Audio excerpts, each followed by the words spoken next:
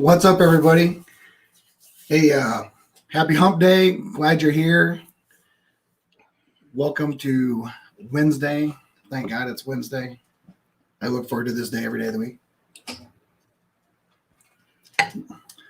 So let's look at some people that are in here. I know that there's some people in here that's been in here for a bit. Cheers, everybody. Anthony, Bourbon Neophyte, Marty, Daniel H., Adam, Mr. Whiskey Shits, what's up? Rob M., good to see you guys. So tasting 101. Why tasting 101? Really, for me, it was one of those things that I was sitting around thinking, hey, I really want to get back to simplistics. Let's go back to the basics. Really think about tasting. And if you're new and you want to figure out, well, how do I get to these notes and that stuff? We're going to explore that. We're going to talk about a slower version of just going through and doing some tasting, right? And I think that's one of those things that we all sometimes need to just take a step back and think, because we're always in such a hurry. So, so Marty's in here, time to party. There will definitely be time to party, that's for sure. Adam, Marty, Bourbon Neophyte, Daniel H., I appreciate you guys being in here. Mr. Clint Hickey is here in the house with me. He's sitting here at the bar. We're going to be doing some tasting, and who knows, he might sneak around here or something at some point. So we're just kind of goofing around for right now, getting some people in here. So a couple of different things, right? So we're going to do a couple of giveaways. I've been having some problems with the lighting. One of my light that I have, one side of it keeps going out and flickering. So we're going to do some bottle giveaways. So if you're interested in getting into the drawing, we're doing an Eagle Rare, and we're also doing a Blanton's. And everybody in here might be like, God, why are you doing that? One, they're still really good. And two, they're great trade bait. So there's a lot of good reasons why to do them. So for every entry put in there, so we'll go with the basic that we've always done. You get an entry for every $5. Daniel H. will be running that. So if you donate to either the PayPal or the Venmo, which are the easiest two, Venmo and PayPal are the easiest. Just put it in there, how many you're in for. Let Daniel know. We have a spreadsheet algorithm that will take care of all that, and Daniel will be posting that information as we go. So, but yeah, I just really was like, I was talking to the Gunny the other day, and I've been talking to Clint since I've been here about the idea that, there's a lot of people that go through and taste. And some people are like, I don't know how to get to the point that I taste some of the things you're tasting. And there's a good chance that unless you go and taste some of the things I've tasted, you might not, right? So tasting, there's a lot to it, right? You're not going to walk in and be able to do a concerto number 7 on the piano without practicing piano. Now, is this that complex? Probably not. But it does take some time, and it does take an approach and a certain thought process. So we're going to start with, we have 6 topics we're going to go over. 6 different things you need to know to have an effective tasting. Understand, though, the most important thing you can understand in this is that whatever you taste is correct. You taste things that you've had. Therefore, if it reminds you of bubble gum, if it reminds you of baseball glove leather, it doesn't matter what it reminds you of. That is your personal taste, and that is correct.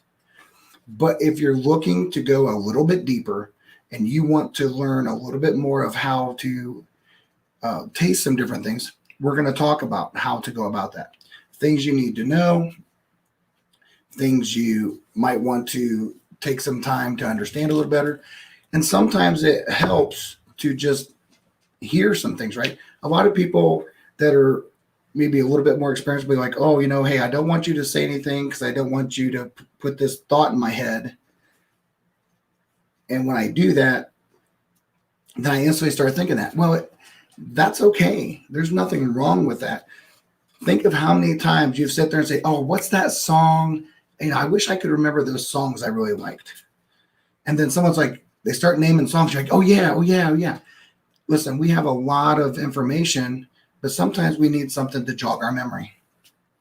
So it's perfectly okay to sometimes be sitting there and hear some notes from someone and be like, oh, you know what? I get that note. I just didn't think about it. So we're going to walk through and talk about those kind of things.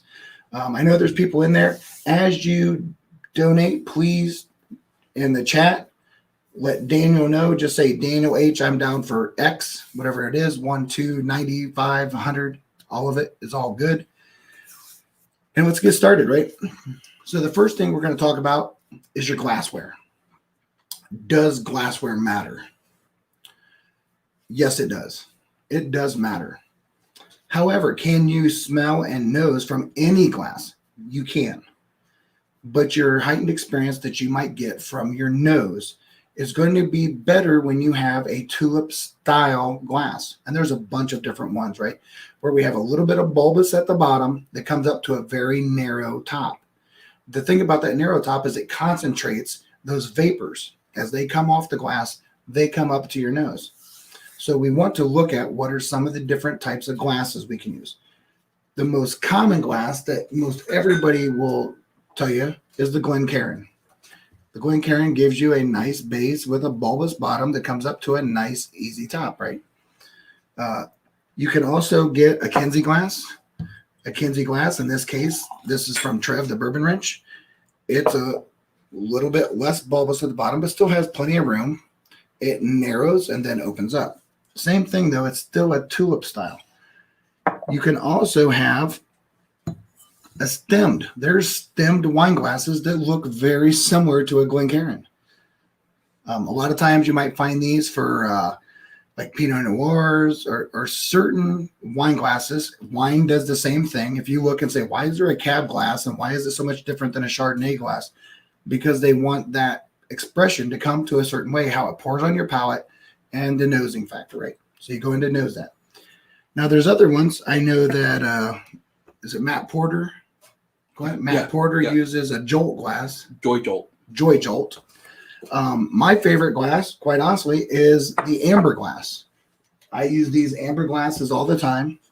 They look like this. They're a little bit girthier, a little bit heavier, but same kind of thing, right? They come up to a nice tulip nose, and that helps to bring that aroma up. So you want those. Now, the other thing about your glass is understanding, do I keep it room temperature? Do I chill it? That depends on if you really want to get to the point of seeing what it is as an expression, or if you're trying to dampen it down, right? The colder something is, the more it takes something away from it. That's why sometimes you go through and there's like, hey, if you're new to whiskey and you're trying to do this palate and it's just too hot for you and you don't want it to be knocked down from water, a lot of times people will maybe throw it in the freezer for a little bit and the refrigerator kind of chill it, and then it softens it. So different things. So first thing is glassware. It does matter, and it gives you a really good opportunity to go through and get to the point of understanding how to concentrate those aromas up to your nose. What's up, John? Top Shelf Dustin, thanks for tuning in. Glad you guys could jump in. So we've talked about glass and the different types of glassware. I personally hand wash all my glassware. I have used the dishwasher. It doesn't seem to bother it right away, but if you're not really careful, you'll get like residue, and then it kind of feels like you can't get that off. So I used to do that, but now I go through and do a lot more hand washing. So the next thing we're going to talk about, now that we got the glass and all that stuff, we're going to talk appearance, right? What are the eyes? When we pour something into our glass, we have whatever beverage we poured in there. It doesn't matter if it's whiskey, American whiskey, bourbon, Scotch, Irish, Canadian. There's a lot to know by looking at this, right? So the things that we're looking at as far as appearance goes is the hue. What is the hue or the color of our beverage. Now, typically, especially when you're talking about regular whiskey that isn't done, I mean, there's definitely loopholes in this, but for the most part, the different darkness, richness of the colors definitely can tell you something about the age, if it's really light or young, or it can tell you whether or not, if you're looking at different stuff. So like you're talking about bourbon, for example, right? So we're talking about bourbon. We know that we have brand new American oak charred barrels. It helps us to see maybe a char. It helps us to see some age. And we can kind of get that, right? When we start thinking of, especially when we're talking about Kentucky bourbon, American, any of the American bourbon, but Kentucky, for example, is one of the ones that I probably focus the most on. You can go through and really understand some of that stuff, and it helps you with that. Now, the other thing that we're looking in here, besides just a hue to try to get an age statement, are the legs. What's up, DMC? We want to look at the legs, right? So a couple of different ways you can do it, whether you just want to roll it. Like some people want to swirl it like this. I prefer to just roll it. I roll it, and then maybe I'll take a sip or something. And then I look at the legs, right? The thing that you're looking for, you'll hear people talk about viscosity. This viscosity is much more, what's up, Zach? Is much more talking about the thickness and what is it going to give you as far as a long-lasting oily finish, or is it going to be a quick finish? Is it going to be, more of a light water finish that is what you would typically say is a short finish? Or do I have this viscosity of this oily, slow dripping, long, thick legs that says, wow, that's going to be oilier and it's going to give me a deeper, longer finish? So some people say, oh, you can tell the alcohol content by the viscosity. That's a misnomer. I mean, it's not what you do it for. The reason you look at the legs isn't to look at alcohol. It literally says it right on the bottle. We're looking for finish.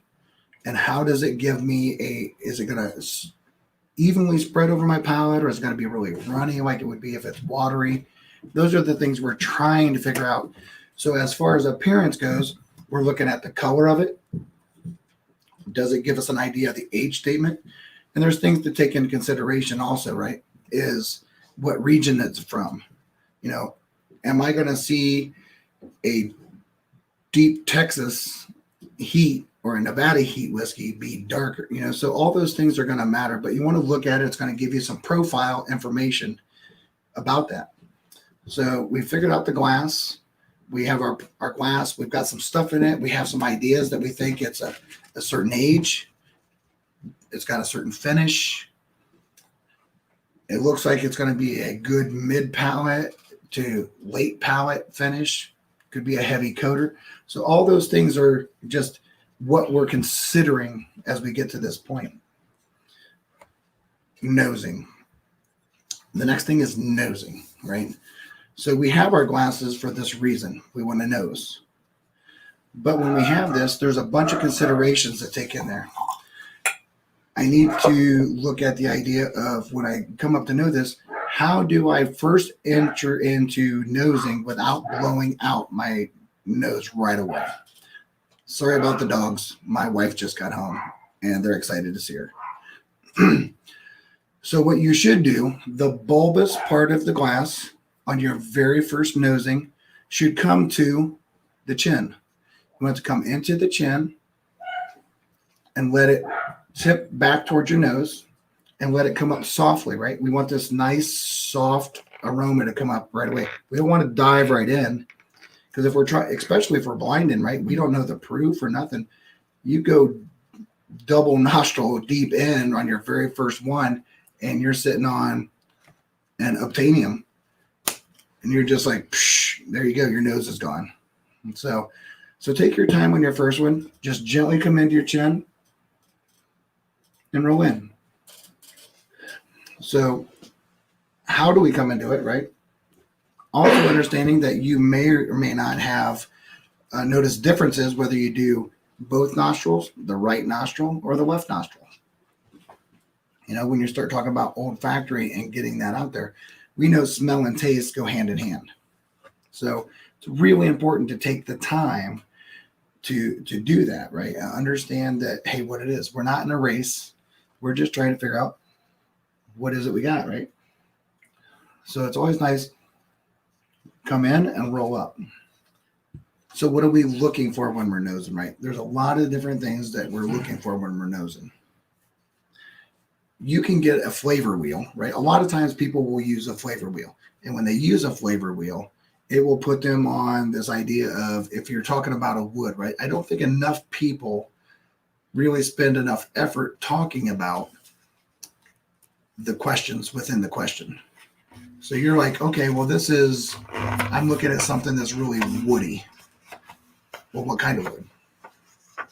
I think that's one of the things you always have to look at. What kind of wood are you looking at? It's fruity. Well, what kind of fruits? And it's okay to use somewhat generic terms. Like if you say it's a citrusy fruit, I get that.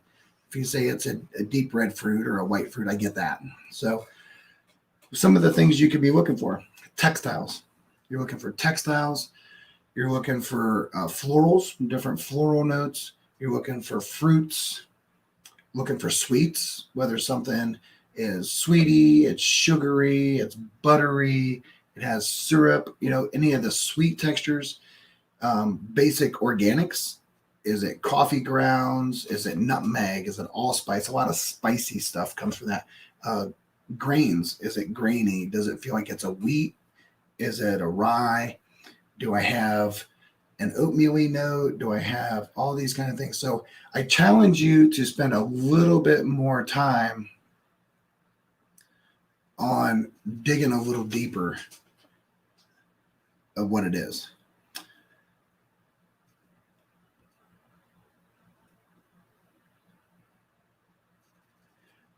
Dustin, you're not wrong.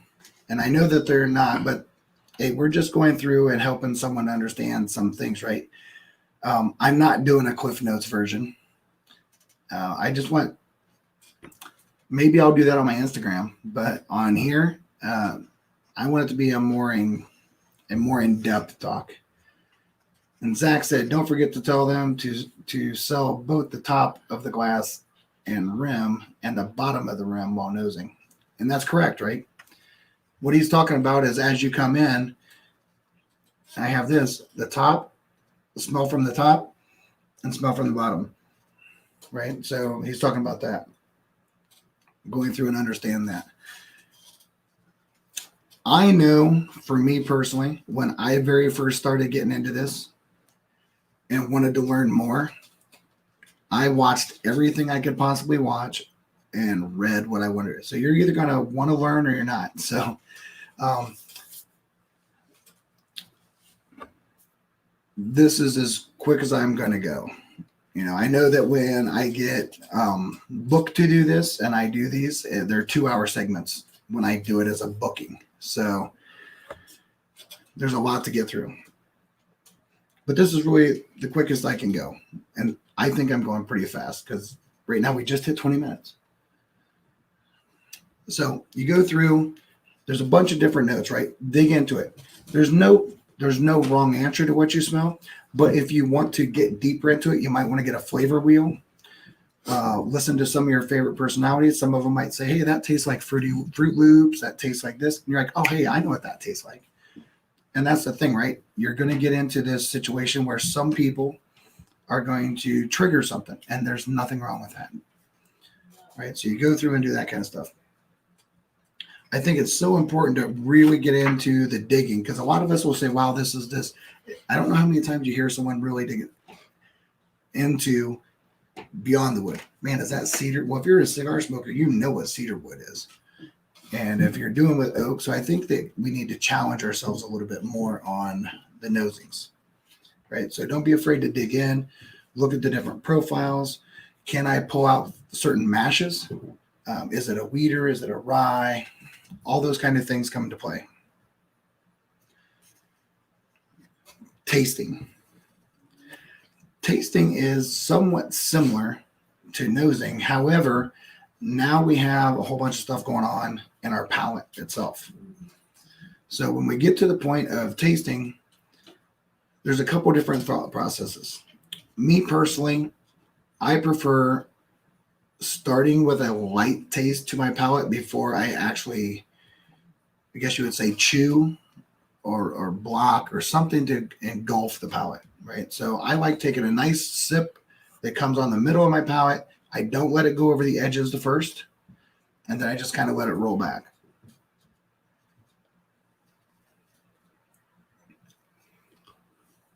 Now, for me, the reason why I think this is important is I don't necessarily need the sides of my palate to light up right away.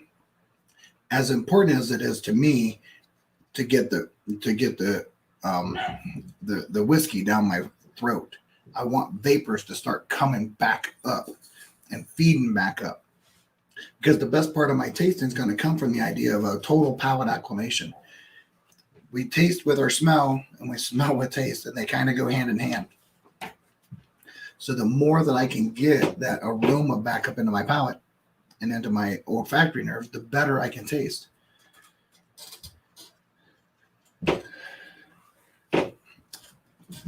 Now, for an experienced drinker, I say the next thing you do is probably either light rinse. I've heard it called rinse. I've heard it called chew. I call it blocking.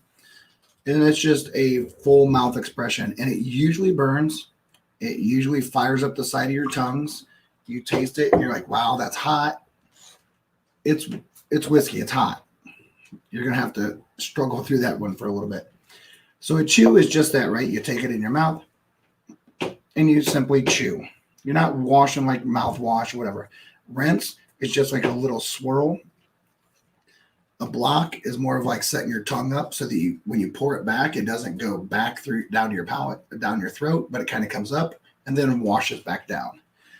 All three of them are effective. They're just up to you, right? And all you're truly doing is still working on palate acclimation. You're looking at heat. Is it hot? Am I getting a hug? How long is the hug? Helps me understand the finish and all that kind of stuff, right?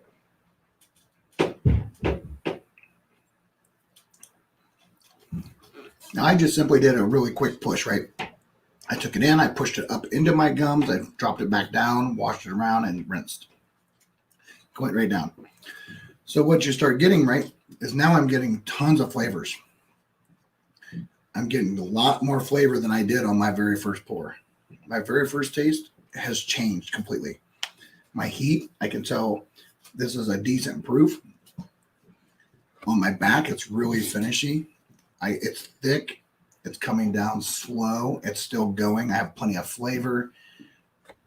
I feel some oak notes on the back side of my palate and the back tongue area. In the front, in the mid, I was definitely a sweeter. I was corn forward. I had some traditional sweet notes that I would put with that. And then, you want to explore that. Okay, well, it tastes like I had a caramel note. I know I had a signature caramel note. I've had a lot of different caramels. You have a lot of different caramel. Is it a Milky Way caramel?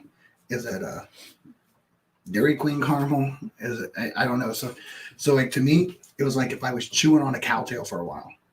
You've had a cowtail and it has the cream in the middle, and so it's like, and I think that's the thing, right? You just want to challenge yourself to go through and get that. So what you have is truly going in, and now I'm opening up my palate. I've used my nose. My first couple of drinks is now evaporating up, and my palate is getting acclimated to receive the rest of what I'm drinking. And those things are so important with going through and saying, okay, I do have some proof. I wonder, sometimes you can also go through like a lot of times you have to reset on a nose, whether smell the back of your hand, crook your elbow, or if you want to see what something's going to turn up to finish, you can literally just dab a drip of it and just dab it on the back of your hand. It'll evaporate really quick. We're naturally warm anyway. I usually put some up here on my mustache, let it see what it's going to open up to.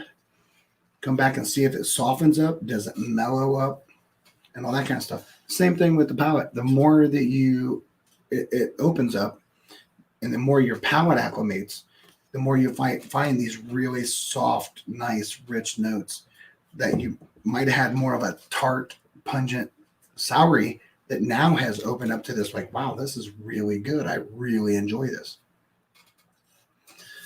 So we went through, we've looked at the glass, we've looked at the nose, we've looked at the appearance, well, glass, appearance, nose, tasting. Now we're going to see, can we change our taste? So this has turned into really, really, really mapley. I mean, like really maple, really sugar. I feel like if I had the maple of a maple cream stick and they put that little sprinkle sugar on it, you know, and those answers are right? Shut up, Daniel.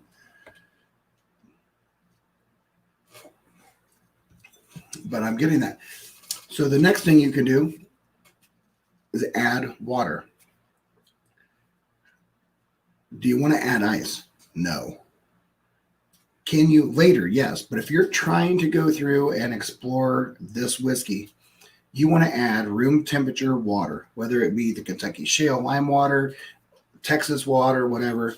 I personally have a dropper of water that is just limestone water from Kentucky.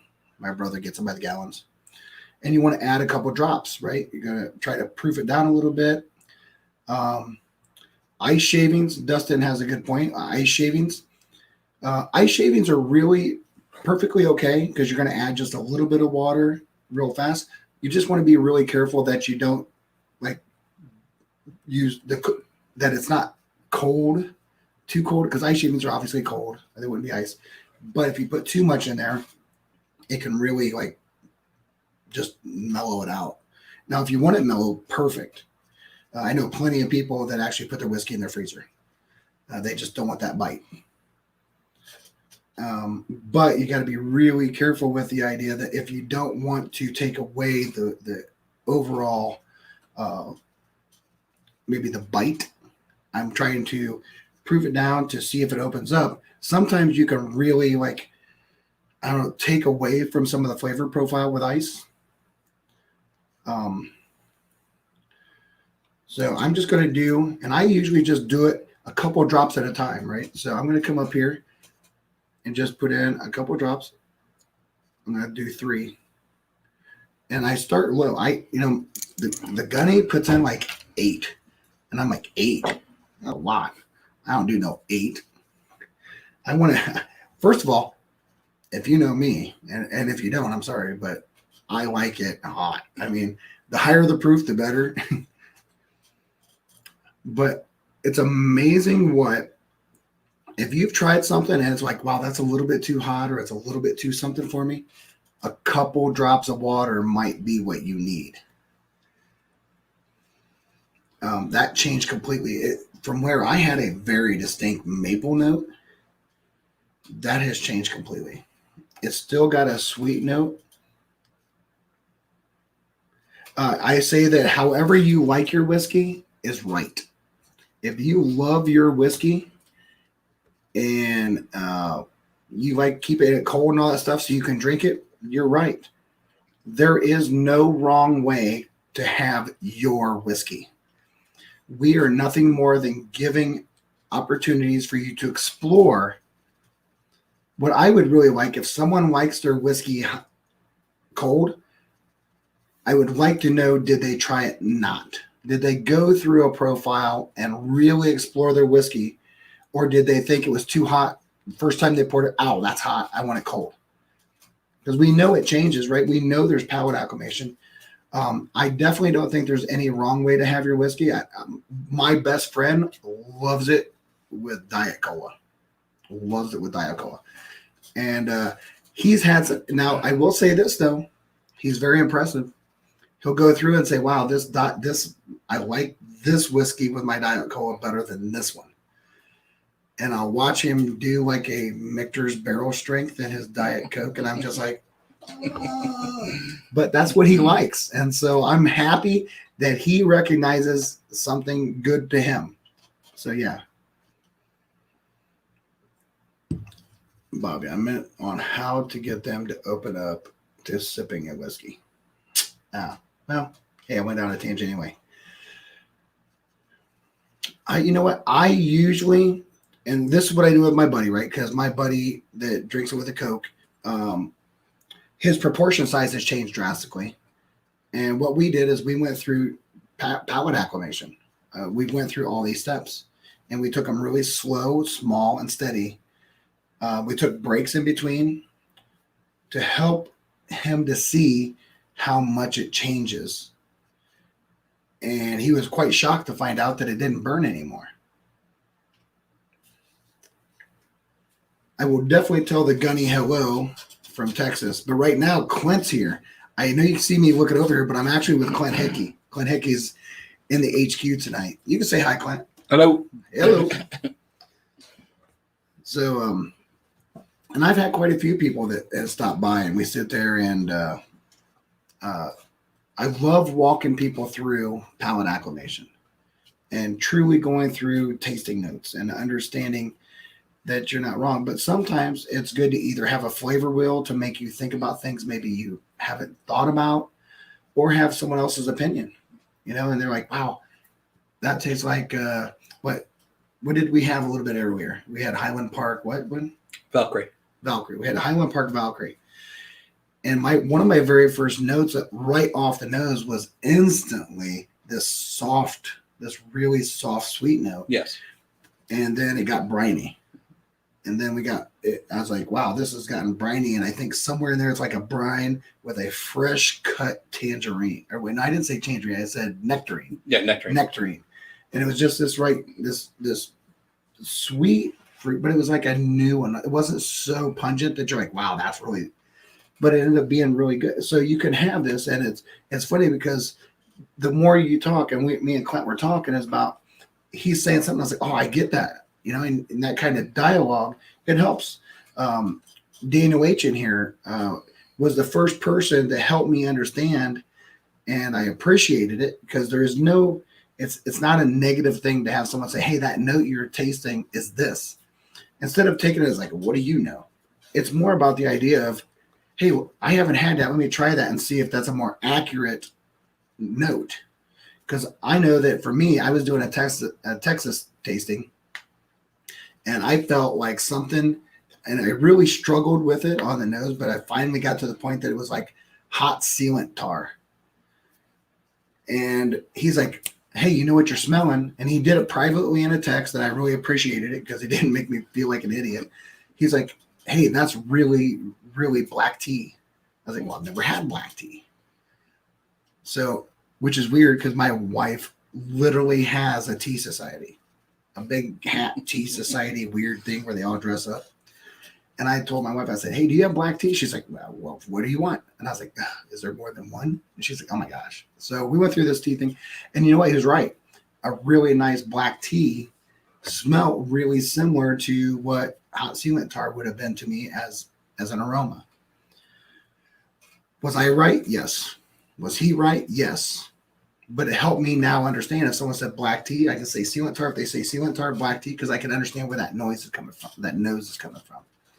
And I think those are the things that's important, right, is walking through that. So what we did is we added some water, and this is sweetened up a lot now. I've let it set. I'm chatting, and sometimes I'm doing that on purpose because I want to recap, but I also want to let my stuff sit for a bit. This has definitely changed. Lightened up a lot, not nearly as bold. You definitely know you cut the proof, but it went from a signature syrup down to a straight caramel. I mean, like very, very, very distinct. Someone in here, you're drinking the Tennessee Taster right now, right? No, I went back to the. Did you try the Taster? Yes, I like that. Yes, absolutely. Someone, I think it was Marty in here, said add drops of water to Taster. So. Now, I will say that got much more approachable for a person that's not a high palate guy. And this one right here that I'm dealing with is a 119.9. Right. So I'm actually on the Jepson store pick cash strength that's 119.9, right? Yep. But it still drinks really nice. I really enjoy it. You know, the Tennessee Tasters are darn good. I personally have a hard time putting drops of water in much of anything because I could probably drink like gasoline if but so the last thing, so what we've talked about, I said there was 6 things I wanted to talk about. The first thing is the glassware. The second one is the appearance. Does it look a certain age? What's the hue of the color? What's the legs? So it's going to talk to me a little bit about an age and a finish, or how it's going to coat my palate. After that, we talked about nosing. What aromas do I get? How am I opening up my olfactory? What's the best way to do it? Come in gently to your chin and let the aroma come up. Don't just blast right into it. And start looking at a deeper thought process to saying it just smells like wood or caramel. Dig deeper. What kind of wood? Is it wet wood? Is it dry wood? Has it been out in the elements for a while? Wow, that's really fruity. Well, what fruit? Is it ripe? Is it over ripened? You know, there's so many ways to dig deeper. And the deeper you dig, the better you're going to train your nose and your palate and your mind to this process. So we go through the nosing, then we go into the tasting, right? That's where we come in, we figure out how to taste. We want to get our palate fully acclimated and understand that we typically will find certain flavors in certain different areas of our palate. Usually the sugar and the sweetness happens right in the tip. We get a big mid palate that opens up where we might end up with spices, or we start tasting a little bit more of the overall mash bill. We get the sweetness right on the front, but the mash bill really opens up in the mid palate, and then the oakiness, the grain, all that heavy, thick espresso bean, dark notes, wood notes, all that different wood notes kind of lingers toward the mid to late palate and the size of your tongue back in the palate. And all that comes together to help you formulate this overall profile and acclimate to it. You can add a couple of drops of water to figure out if you need to tame it down. But one of the most important things you can do is go back for a second pour. Once you've done, so I've done all the stuff we talked about tonight on the same glass. And what I mean is, I don't want to go back to the same glass. I'm going to actually pour into a different glass, a second pour. I think the second pour after a proper tasting and acclimation is the most important part of it.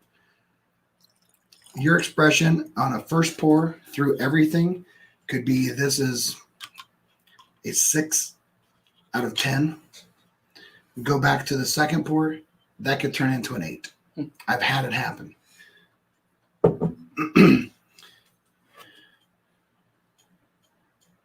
You instantly go in, and all those flavors that you had on an original note are now really aware. You're really aware of them because you're fully acclimated. Your palate is completely and 100% acclimated. You know, I get like I'm not getting like this huge maple bomb, but I'm getting a darker, sweeter caramel. Maybe like it was in some chocolate or something first. It's definitely richer. I'm getting a lot more wood grain. I don't typically chew on wood, but I definitely feel like I'm familiar with oak. I feel like there could be a little cedar in there because there's this little sharpness to it. You know, like when you're around cedar and your humidors, they have that little pitchy note. You have that a little bit.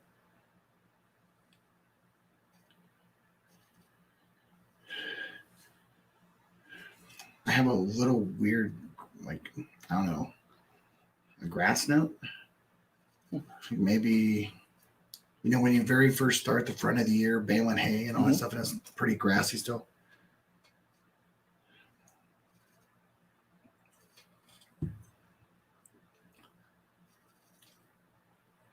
And that is amazing.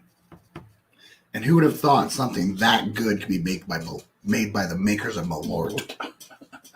And Jepson's is really good, especially if you give it its due diligence. It's a little proofy. You know, I mean, it hasn't changed for me. It's still pretty proofy. I would have put this in that 120 range, 115 to 120 something. But yeah, I definitely have a big open note that's coming through that definitely gives me some of the different spaces and thought process to come through it. So I think that's incredibly important to take the time through. If someone's in here watching or learning for the first time, it would be real easy to make a very, very good, however abbreviated 20-minute video. And listen, if you're in that big a hurry, whiskey might not be for you, because whiskey is a long process. It's enjoying it with a friend, taking your time, sitting down, relaxing. If you're out looking to like, wow, I really want to get plowed, hey, you know what? Tequila might be for you. So there's nothing better than taking the diligence to go through and do a proper tasting. Understanding what it is, why it is, what's it mean to me, having it with a good friend, what does it mean to them, how can they help you expand your knowledge, and just go through and do that kind of stuff, right? So that was the tasting 101 part of this, right? So, and that still gives us some time. I didn't want it to be long because I wanted it to be a benchmark that I could go through and benchmark it and say, hey, listen, at this timestamp, this is the tasting after this. It's going to be a live. So if you wanted to watch the certain amount of time of it, that's perfect. So actually, I'm 2 minutes beforehand. I thought I'd go to 8:15. Mm-hmm. If you know me, that's pretty quick because I could have literally talked a long time about it if I would have went my pace. But I don't know if you can see this, but the legs on this equal the finish. Like crazy. They look like glue that's stuck. All right. So that's the end of the Tasting 101. It is now that time to open it up. I'm going to throw the link in here. Anybody that wants to jump on. Control V. I'm going to throw the link up. Now it's time to go live and sip and taste and talk with everybody in the community. My brother's in here. My sister's in here. If you're military, if you're not military, if you like whiskey, if you don't like whiskey. I think it's weird if you're here if you don't like whiskey, but hell, we can help you learn how to like whiskey. You're not so bloated. You don't have to pee so much, and your hangovers are amazing the next day. That's the difference between beer and whiskey. Never had a hangover with whiskey. Exactly. That's what I mean. Never. You don't have like these terrible hangovers. Shane Long, I taste salt and cheese. I can't believe you still have that. I would have thought it evaporated by now. So if you want to jump on, I put the link in there to jump on. In the meantime, me and Clint are going to sit here and try some stuff.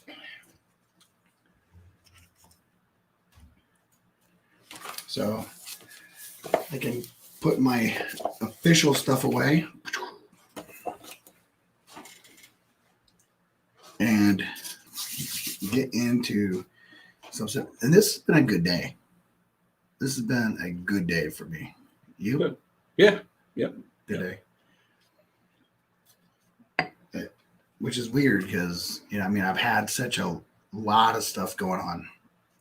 And some people in here know that, all the stuff went on with my grandchild and my son getting married and a couple other things popped up here and there. Shane Long, that better not be the Storytime bottle. So it's definitely not the Storytime bottle, that's for sure. I got my fancy Storytime hat. There's the man, the myth, the legend. What's up, Mr. Zach Andrews? What's up, buddy? Oh, dude. How are you? Oh, just sitting here and enjoying a good day. It's rare. I haven't had a lot of those lately. I wish I was outside because we would be smoking a cigar with you for sure. Oh, that's the Blanca. I even know what that one is. This and the number 5 are both fantastic. Yeah, I'll tell you what. So we were out when we went out with story time was out in where were we at? We were in Wisconsin, Iowa, one of those places. Wisconsin, Illinois.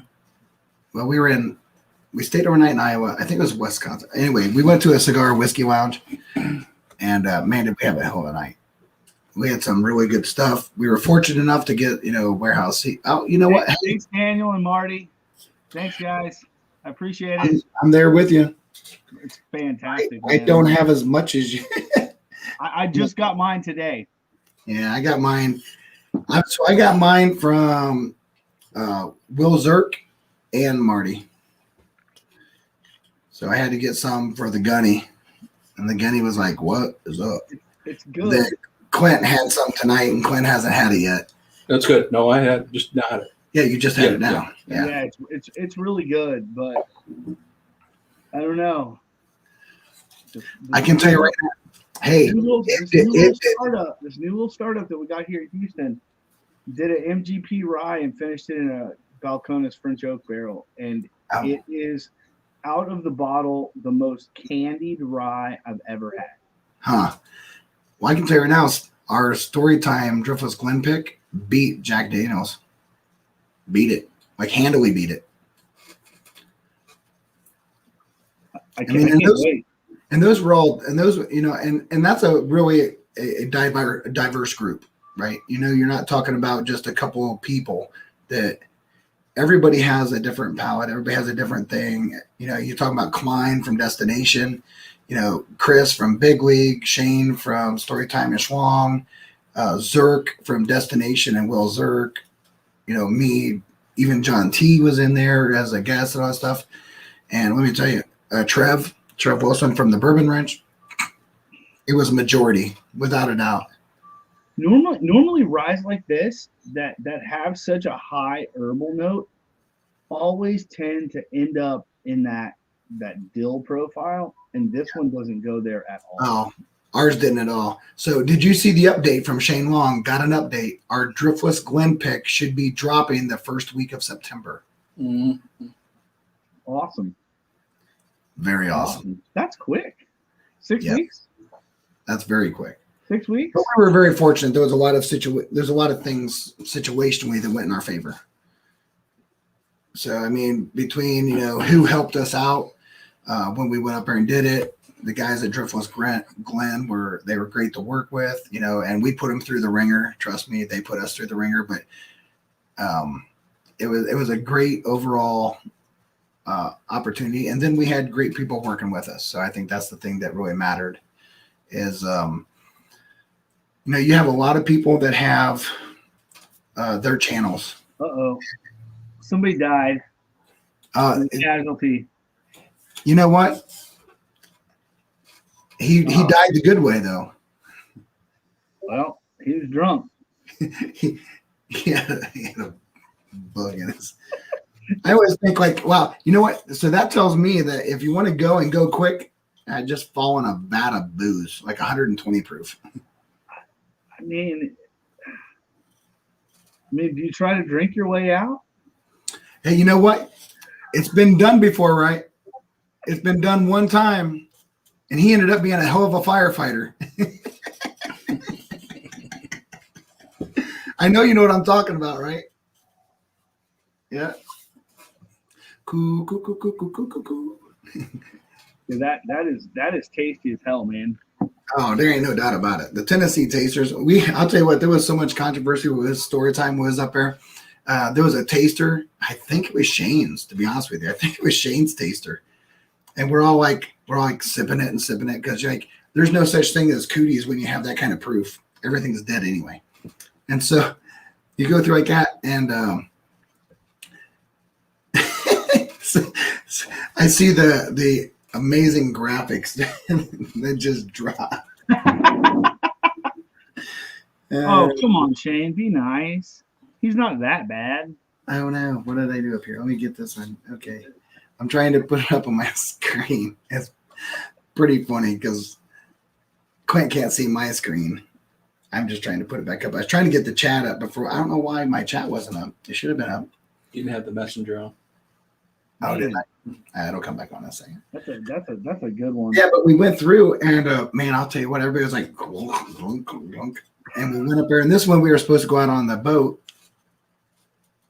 And That Driftless blend, will that be in a story time bottle? no, it will not. It's not a private label. It's not a private label, It'll be a okay. pick. It'll be a story time pick. It's a story time pick. So it'll be story time on the back or somewhere. There'll So be story- some kind of story time pick to it, but Okay. it won't be a private label. No. Okay. So if someone's asking the Driftless Glen pick, is it coming out as a pick or a private label? It's a pick. So Full tater sticker. you know what? To be determined. I don't know that that's actually been fully discussed yet, but it's definitely a pick, right? So there's so many possible story time tater stickers. Why don't y'all do like a Reservoir Dogs like theme? But There's so many. I'm telling you what. there's so many. But you guys do it with y'all's like faces on the, like y'all put onto, but it's kind of who gets the short end of the stick and has to be Steve Buscemi and Mr. Pink. What do I gotta be, Mr. Pink? He got to be Mr. Black. He got to be Mr. White. That's funny stuff, man. Oh. What's my thing? Why is it giving me grief? Probably using too much bandwidth.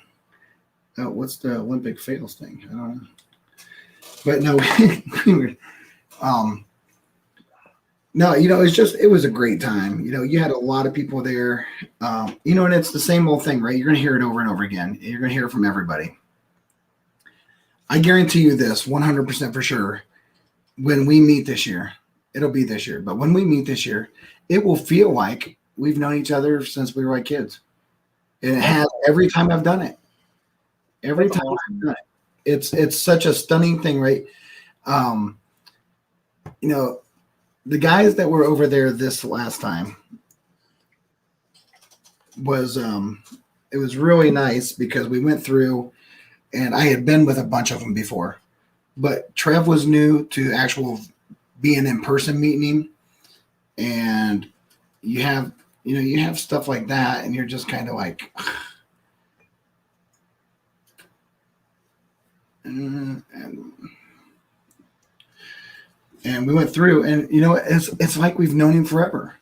Literally, like we were both like, I've known him forever. There's some funny stuff happening in the chat. Oh, I know. I've got it. I've got it over. I've got this on the big screen, and I've got the chat on the computer, so I can see it. Yeah, that's hilarious. But Trev was there. John T was there. Had a great time. He won it. But man, I'll tell you what, you couldn't ask for a better person to come in and win it with being gracious, being confident to add your 2 cents, right? Because if we're a community about community, then that matters. And we're not above anybody and we're not below anybody. And your 2 cents matters. And I would not be representing what I believe Storytime is if I thought any differently. So I appreciate what John brought and being open and honest and really straightforward. Wasn't like afraid to share and all that kind of stuff. I'm pretty sure that was the other way around there, you. Let's see here. Big League Bearman, Blanca 9. I'm telling you what, I'm almost like, This thing's fantastic. I'll have to light a cigar in here. My wife's gonna have to just get over it. That's happening. That's happened Who's that before. company? That's happened before, Zach. I know. You do it too often, you're eventually gonna get busted, though. Oh no. So this last time I actually told her, I was like, hey, I'm gonna have a cigar downstairs. I'll keep it really easy. And she went upstairs. It was like an inferno. What's up, Dustin? Cheers, boys. What's Cheers up, to you, buddy? brother. How are you, buddy? Cheers you as well. Good. Been good, Dustin? Yeah, I've been super busy with work, so Ah, I just got exhausted today. I figured I was done. So Oh, today was like one of those weird days that was, a good day. And I wouldn't say that I have bad days. I definitely have some days that are lackluster. But today is like a lot of hard work, a lot of fruition, a lot of like really dealing with stuff. Kind of felt like it was worth it today. that's good. Yeah. Yeah, today was first half of the day. Today I was in meetings and responding to like emails and like just like doing like double time, like talking and typing and talking. And then kind of calmed down the second half of the day, and it's just been a long week. Oh yeah. We've been working for this big project for a year and a half now, and it's finally coming into fruition. So Wow. yeah, nice $1 billion acquisition we did. So Oh yeah. first month in close. Ah, There come ain't on, nothing man. better than being a part of something like that. Hey, it's not like Chevron's asking you to, take your assets and integrate them into their system when you don't have access to their system. No, Or it's know not how like their that. system works. Nope, don't have to deal with that one. Yeah, that sucks. No, instead we got like $1 billion worth of mom and pop companies that are all like merging together with us at once. Oh God! And who knows how good that data actually is. Yeah, I think for me, I just got to deal with the cash side, the payments, the bank accounts, and making sure all the money moves and the accounting for that works. And yeah, that's not as bad. Yeah, I'm over on the accounting side, so I get to like put it all in, and it's like, well, you ask 3 people, you get 4 different answers. So the best part today was, we're doing all this. I've got like new currencies I've never worked with before. We got revaluations going in. We got all these accruals running, and I'm sending emails like, "Hey, look, this failed. I got nothing here, man. I don't know why this failed."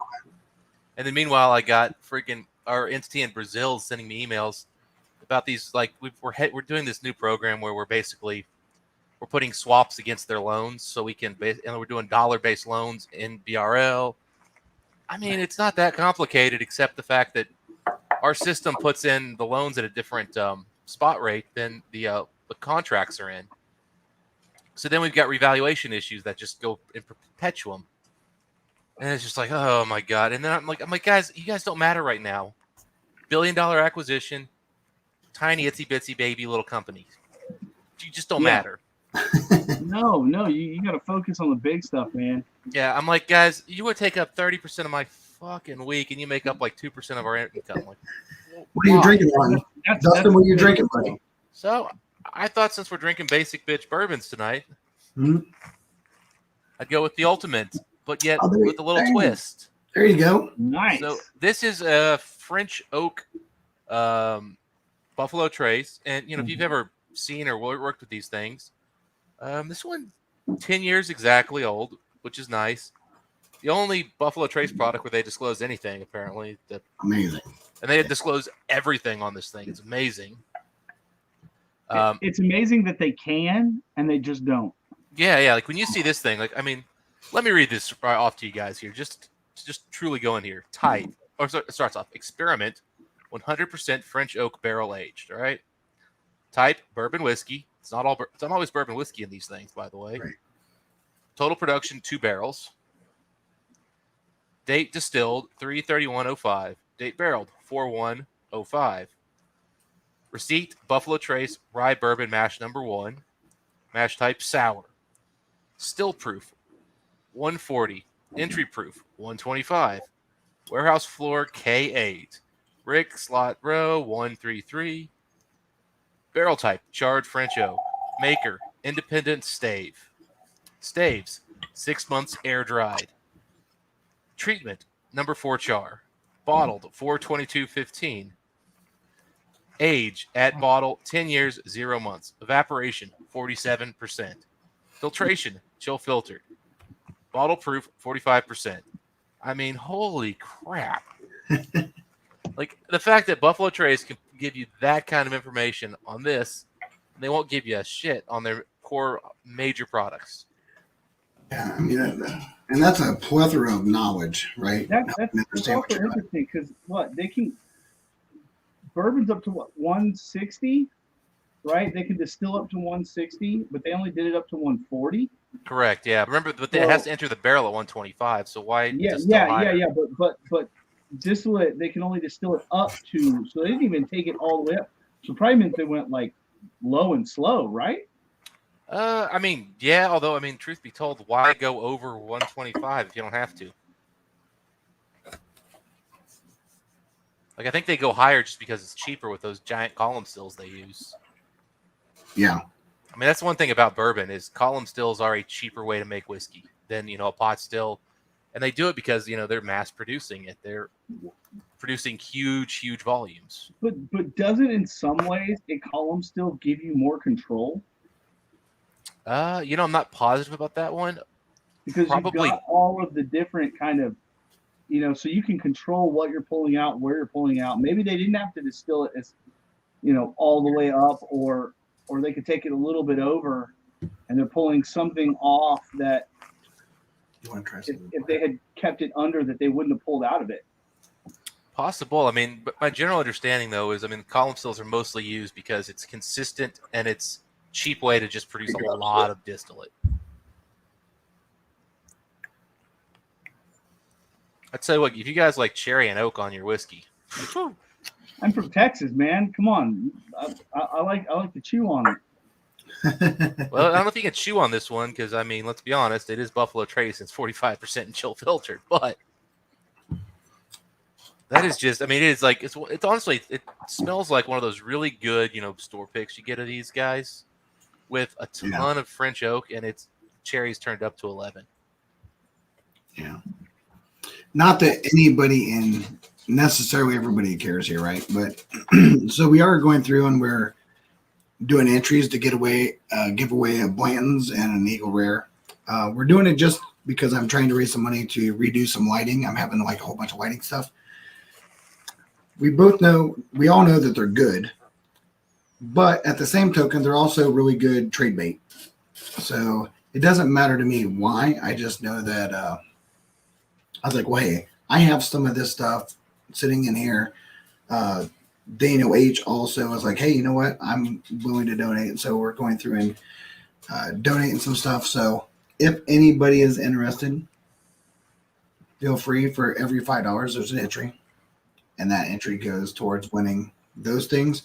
So you can drink them and rave to your people that doesn't know a whole lot, or you can sell them or do whatever you want with them. It doesn't matter to me. Blanton's is definitely a trade bait option these days, isn't it? You know what? I'll tell you what. In different places, because it doesn't. If you're not out hunting and searching, Eagle Rare's even gotten challenging. Oh, I can't get Eagle Rare, man. It's impossible to get at retail. There's so many things that used to be like an everyday thing on the shelf a year ago that just when you're like, yeah, it's probably been 3 or 4 years since I saw Eagle Rare at like any kind of like regularity. I honestly don't think I've seen one at retail for 3 years, maybe 4. So we have an Eagle Rare and a Blanton's tonight, and we're just $5 an entry to get your name in there. We have a spreadsheet that generates everything. Compliments of the Zach attack. Daniel helps. No, I'm not manning the spreadsheet. I just built it. Yeah, you build it. Daniel's running it. I just made it repeatable, nice and easy. Yeah. That's all a spreadsheet needs to be, man. All auto refreshes, hit F9, it goes. F9 randomize and picture winner. Yeah, so if you do donate, please make sure you tag Daniel H in the comments and say, Daniel H, I'm in for 3. And that way he instantly sees it, because dealing with different platforms with Cash App and Venmo and PayPal, it's so mind-numbing to try to keep track of it all. Oh, I bet. So, man, if this was a $30 whiskey readily available, I'd want to keep a bottle around. Now, is that readily available where you're at, Dustin? These things, oh, hell no. And they're $50 a bottle for these little half bottles. But yeah, but you can find them. No. I got this because a store by me that had like a loyalty like rewards kind of like day, and so like if you're a regular, you went there, you had like a certain amount of points. They had a bunch of stuff you could get without any kind. It was just like a hey, thanks for coming kind of thing. And I was like, hey, how many bottles can I get? And the guy looks at me, he looks at my points, and he goes, whatever you want. As it should be, right? What? You're not bottom shelf, Dustin. Well, it's not the only store I shop at, but it's definitely one that I do spend. I do go out of my way to spend money there if I can. So let me ask you a question, Dustin. One of the things that, so I actually do is a little bit what I was doing tonight, right? Is going through and helping people with the understanding, knowledge, and exploration of either coming into it new or helping someone that feels very confident what they're doing, but maybe lacks some knowledge or some time that they've actually spent, And I try to make sure that they understand first and foremost as a technical trainer, especially in the whiskey industry. Hey, what you taste is what you taste. Don't let anybody take that away from you. Anybody that says you don't taste that, that's horseshit. They don't know your palate. However, we need to sharpen each other, right? Sometimes you forget that something is X. Like how many times you sit there and it's like, man, I can remember my very favorite cartoon when I was a kid was X. And someone's like, oh, you remember like Mighty Mouse? Oh, you remember this and this? You're like, oh, I forgot all those things. The same thing happens with your palate. You're like, oh, I didn't even think of that. And then, so I think that there's I think people get way too butthurt too easy and thinking that like, instead of taking it as I don't know. But you said something earlier. It's also about experience. Right. It's your experiences on your palate. Now, maybe someone says something and that helps you to explain it better. Right. But that doesn't mean what you were, because that was the only way you could describe it at that moment. That's the whole thing. Is some people look at a lot of us and they go, well, how are you all able to taste all of that? And it's like, well, we practiced a whole lot. I mean, and by practice, people think, oh, you're just sitting around drinking. No. Well, yeah, you kind of got to. Yeah, but you're drinking is so much smaller than what they think that we're actually drinking. Exactly. They're thinking like 3 fingers in a rocks glass, and we're just chugging it back, Yeah, that's way too much of one whiskey for shot glass. You're just shooting the whole thing. They don't understand that glassware matters. Yeah, I agree with what Dustin said. 3 fingers for me might be like 6 different drinks. Yeah, I might drink 3 fingers in a night, maybe 6 fingers, but I want 7 or 8 drinks at least. Not one thing. Yeah. What I've noticed, and this is kind of it's something I picked up when I was drinking beer more.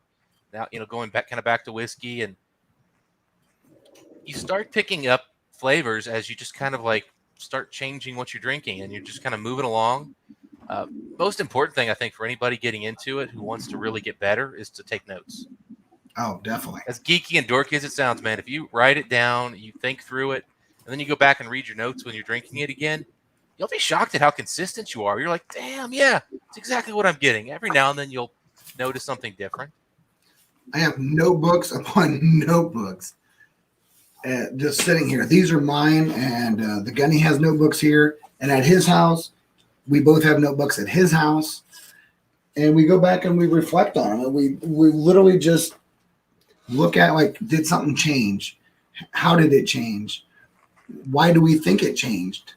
And but the thing is that when you look at, if all 3 of us got together and we're sitting there with a nice cigar and a nice whiskey and we're sitting there chatting, we could easily go through. And I think this is the part that someone that might be new to a channel and would misunderstand, right? We might go through a cigar, most likely 2, and our overall alcohol consumption might be maybe 3.5 ounces, maybe 4, depending on how frisky we got. But it's more about the sipping, the tasting. It starts out with like 2.5 ounces, and who knows where it goes after that. But the process starts with, because for me, it's just like we're doing here. I would want to be like, let's get a common cigar, let's get some common whiskeys, and let's profile. What are you getting? I want to pick your brain. I want you to pick my brain. I have this desire to know more. And Yeah. I don't know. I know what I know, but I don't know what Dustin knows. I don't know what Zach knows.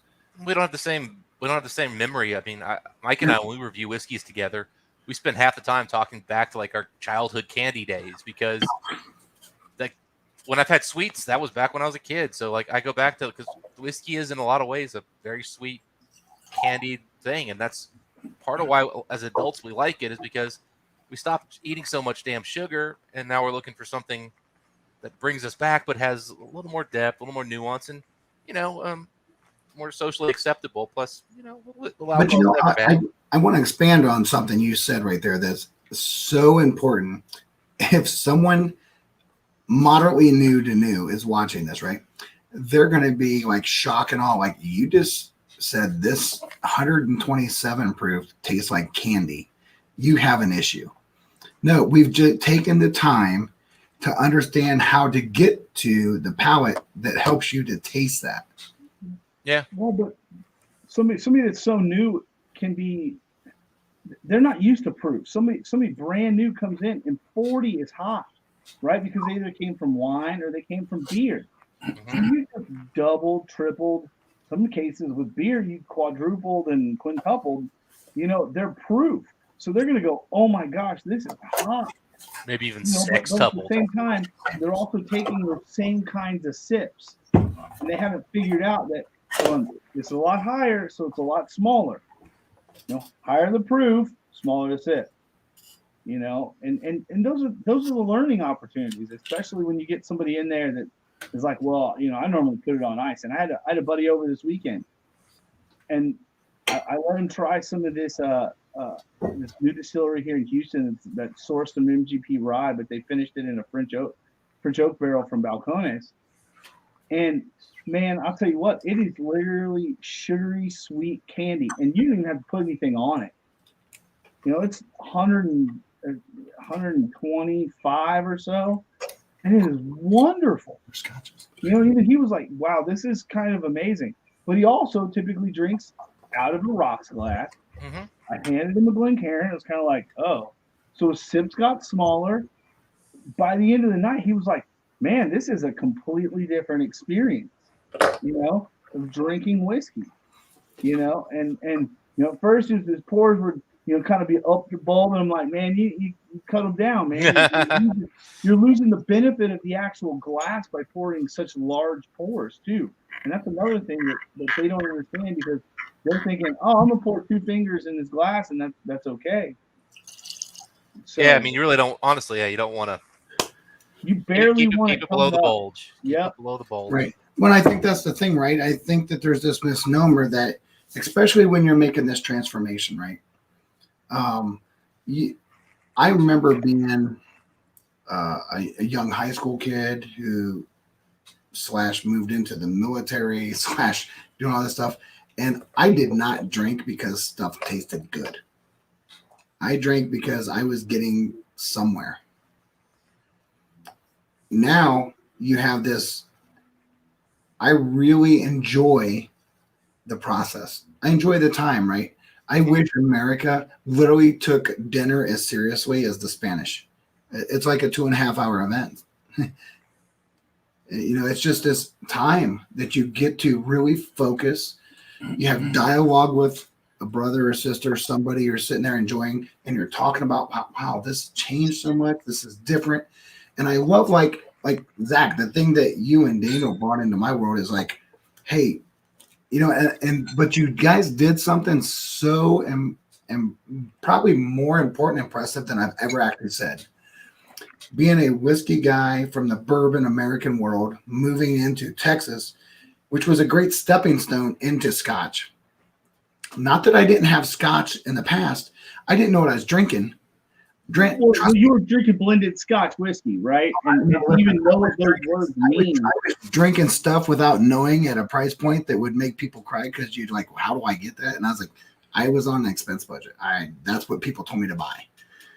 And people are like, how can you drink that? I was like, well, I can drink a lot of things. So- Yeah, but I mean, it's kind of the same thing with like bourbon. Yeah, like if I've got an expense account, I can go drink Pappy Van Winkle's all day, but like I'm never going to expand my palate. And that's actually why I poured this. And actually, believe it or not, I actually brought the Buffalo Trace and the Boone County out here just before I got on here for a very specific purpose. This is where most of us probably started with bourbon. Not this bottle, but a Buffalo Trace product. And I don't have a lot of Buffalo Trace products any longer in my collection for a very simple reason. I can't get them. And I'm not willing to pay a nickel extra to get them. Right. You know, I might have a store pick Buffalo Trace somewhere down in the bottom shelves of stuff, which if I do, I need to find it because I love drinking those and I want to kill it. Oh, they're good. Hey, Oh, they're really good. Yeah. But one of the things, like when I first got into bourbon, you know, I pick up my focus when I was drinking was on the sweetness, right? And then this is, you know, I would honestly say this is probably like an intermediate thing that because I kind of switched over to Scotch more, and I had to go back to bourbon and like kind of reacclimate. And I had a pretty good bourbon palate. I was into Scotch, and I was like, you know what, I need to go back to bourbons and kind of get back into this whole thing. And one of the things I picked up was a Boone County. Now, it wasn't this one. It was the 12 years that were readily available for a stretch, at least in this area. Now, I know some of you guys probably didn't get them. And they were 12-year, 100-proof MGP. And the thing is, when I first got into them, you know, I'd nose them. Sweet, vanilla, oak. And it never even dawned on me that I was picking up not oak, but actually like rye spice. But now I smell it, and I mean, I can't get past, that's rye spice. I'm getting Christmas spices. I'm getting all of that yumminess. On top of that, I'm getting oak and vanilla and sweetness. Well, and it's also helpful when you start to figure that out, that sometimes when you think spice or proof, are you thinking a rye spice or are you thinking like a barrel spice note, right? To be able to kind of pick out the differences between those, you know, you know, like especially like a recharge, like coming from the Scotch world, right? A recharge barrel is always going to have that more barrely kind of spice note, right? Yeah. But barrel and rye are easy to confuse. Let's find out. I always think that, you know, barrel is always at the finish, right? Rye is always like mid palate, you know, like Generally, yeah. But well, it's kind of like, you know, I always said Buffalo Trace had the cleanest oak, and I still do think their oak note is clean, but they also use so little rye, you don't get any rye spice. And so Buffalo Trace is a smoother bourbon. But I'd never really put together rye spice versus oak spice. I knew what I was getting. I understood the flavors, but I wasn't differentiating those things. And so now when I go and I drink something like this, So you're in for 4. I get that rich sweetness, but then instantly I get that beautiful rye spice, rich, and then that's actually what's giving me that sort of, we'll call this a middle Kentucky hug. It starts with rye and then it's alcohol.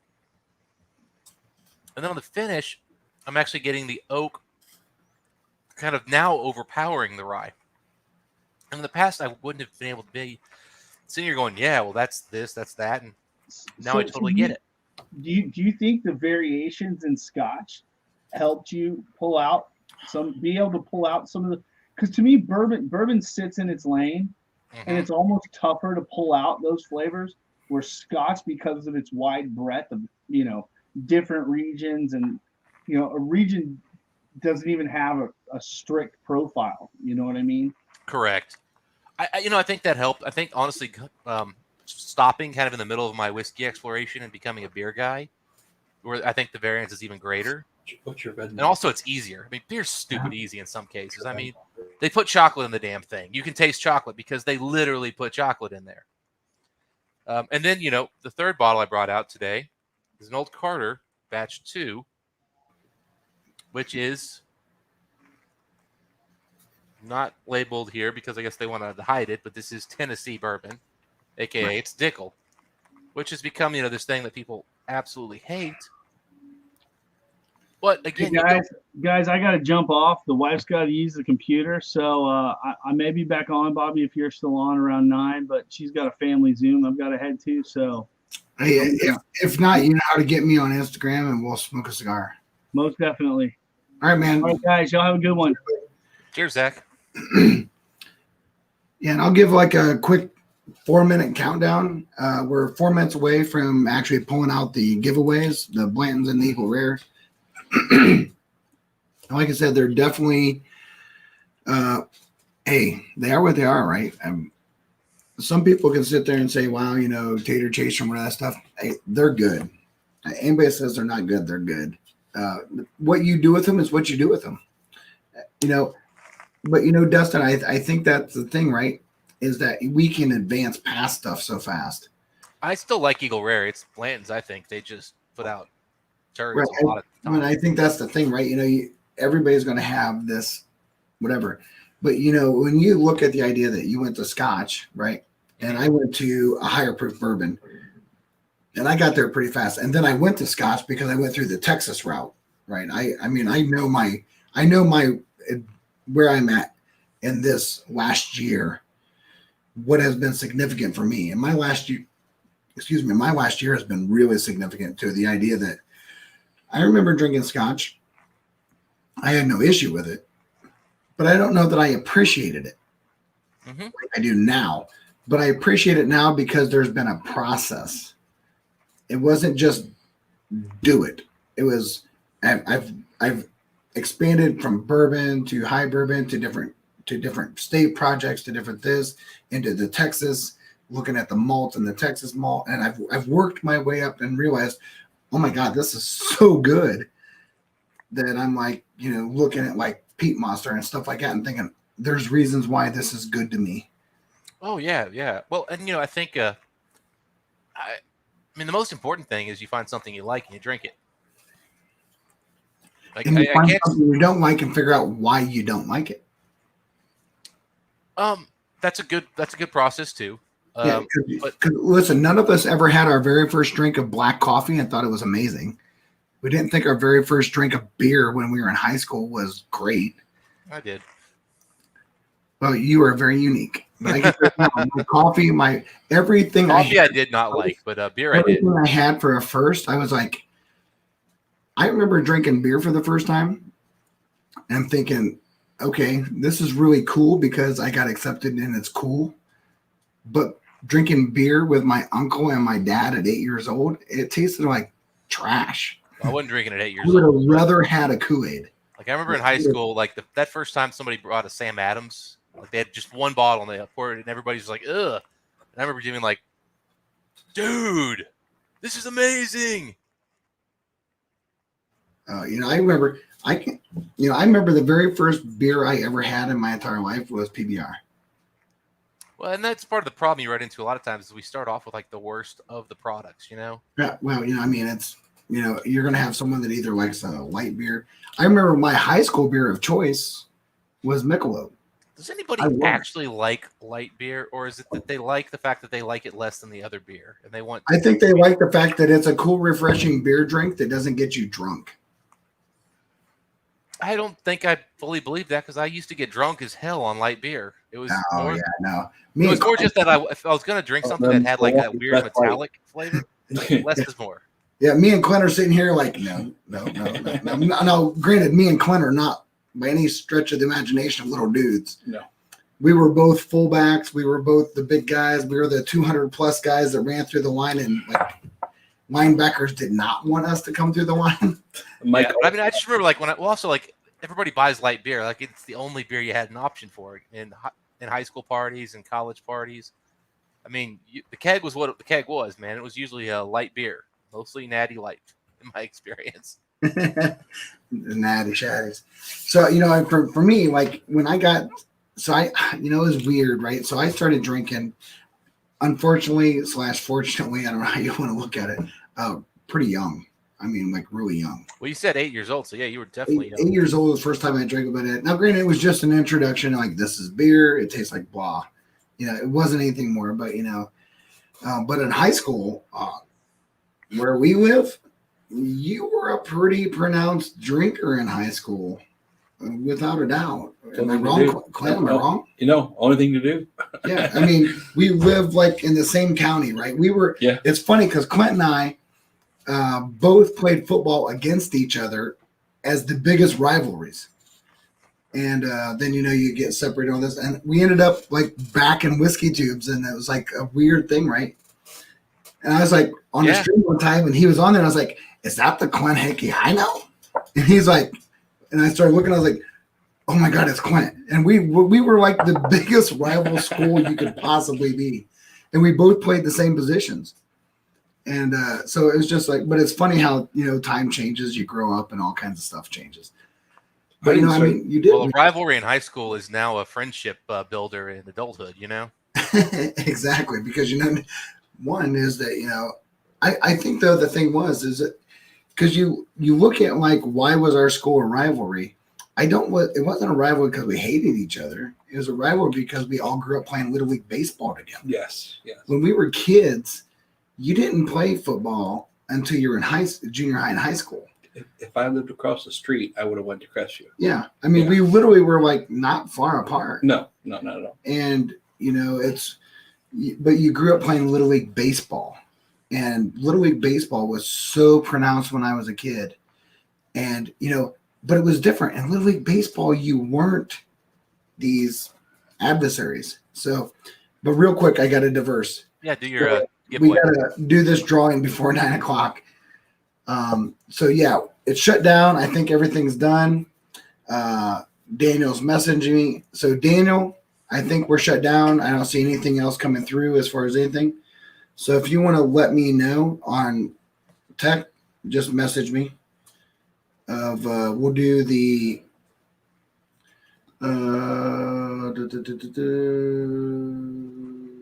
yeah, let's do the Eagle Rare first. Then we'll do the Blantons.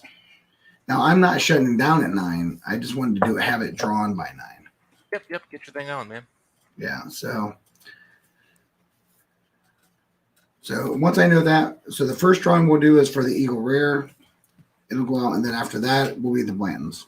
But yeah, I think that was the big thing, right? Is that with baseball, you played against each other, and baseball was a different thing. Right? It was still competitive, but it wasn't like Smash Mouth. And then the school that was in the Northern Ashland County Youth League was that. So the Eagle Rare was won by Marty Whiskey Nose. Whiskey Nose Oh, won nice. the Eagle Rare. So Eagle Rare, Marty Whiskey Cheers Nose. to you, Marty. Cheers to you. Thanks for contributing. I appreciate it. My lighting, half of it went out. and so it's like, I can't even use the normal lighting I would use. I had to use alternative lighting. And so, the thing that's weird about that is, so I've kind of like taken some of this stuff from what I'm doing here locally at my home bar. And a lot of it's went into my overall Bourbon Battalion whiskey tasting experience whiskey bar. So I actually have one separate where I will be doing a whiskey tasting experience / whiskey bar here in my hometown of Ashland, Ohio. So I'm gonna have to make it up there, man. oh yeah, when it goes, trust me, everybody in the community will know when I'm ready. So the Blantons was won by Zach, and I'm guessing that's Zach Andrews. So Zach Andrews won. Zach Attack won the Blantons, which I'm sure down where he's at in Texas area, that's some great trade bait. Yeah, man, he's gonna get himself a nice scotch out of that one. Oh, I know he will. So, Marty, I know we have your address. Zach, we have Zach's address as well. So no need to reach out to us. We will get those out in the mail. And most likely for me next week. The Eagle Rare will go to Marty, and that's coming from Dana H. And Zach will get the Blantons from me, and I will send that next week from here in Ohio. So, and I know how to get Zach stuff. So, yeah, it was such an easy thing that was he created some of the stuff that was so easy to go in the spreadsheet that is you can't even mess it up. It's so hard to mess it up.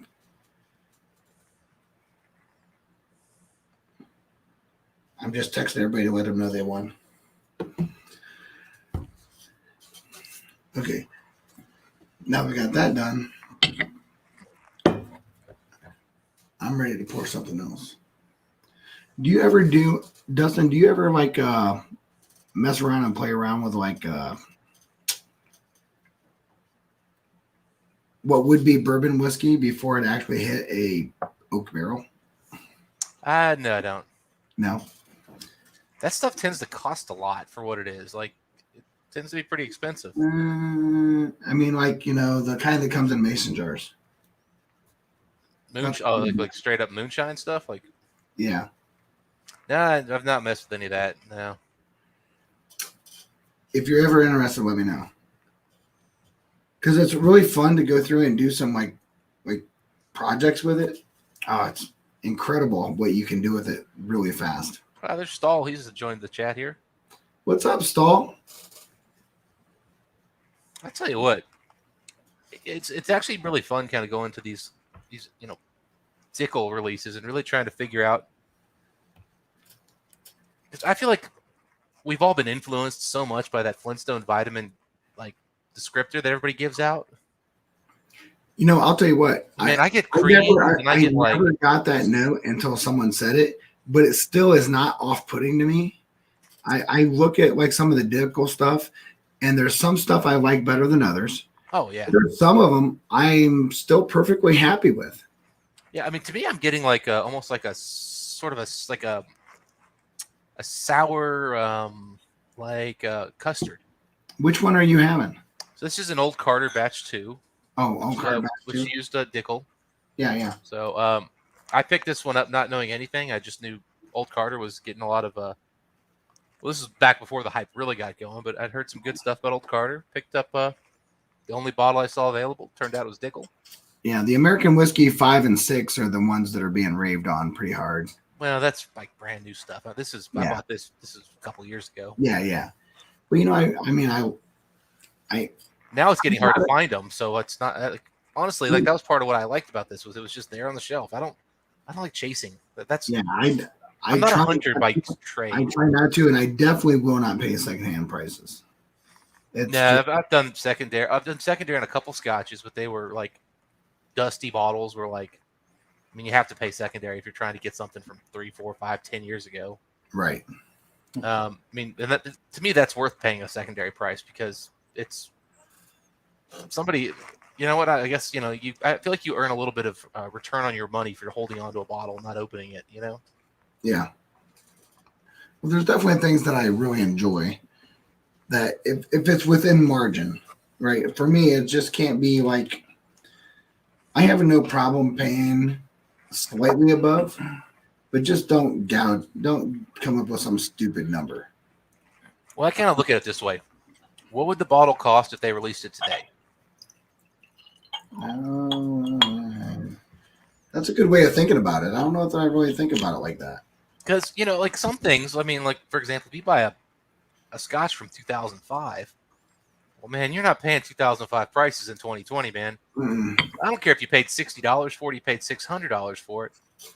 What would that go for today? If the number's $700, then that's what it should go for. Good on you. You made a giant profit off of your $60 investment. Right. Not that I get, right? Because, like you sit there and look at like a perfect thing, right? I was talking, I got a bottle from Big League Bourbon, and I was talking to Kleiner from Destination Bourbon about it. Yep, Matt. We're talking about Wild Turkey 101 Austin Nichols. Yeah. And take an Austin Nichols 101 versus a regular Turkey 101 today, and they are not the same thing. Probably not, no. No, they're not. And so why would I expect someone to pay Turkey 101 price for an Austin Nichols 101 that was in the 80s and 90s? Yeah. Well, what always gets me confused is there is a very small premium for a Pappy Van Winkle that's from the Stitzel Weller era versus one from the Buffalo Trace era. And that makes absolutely no sense to me.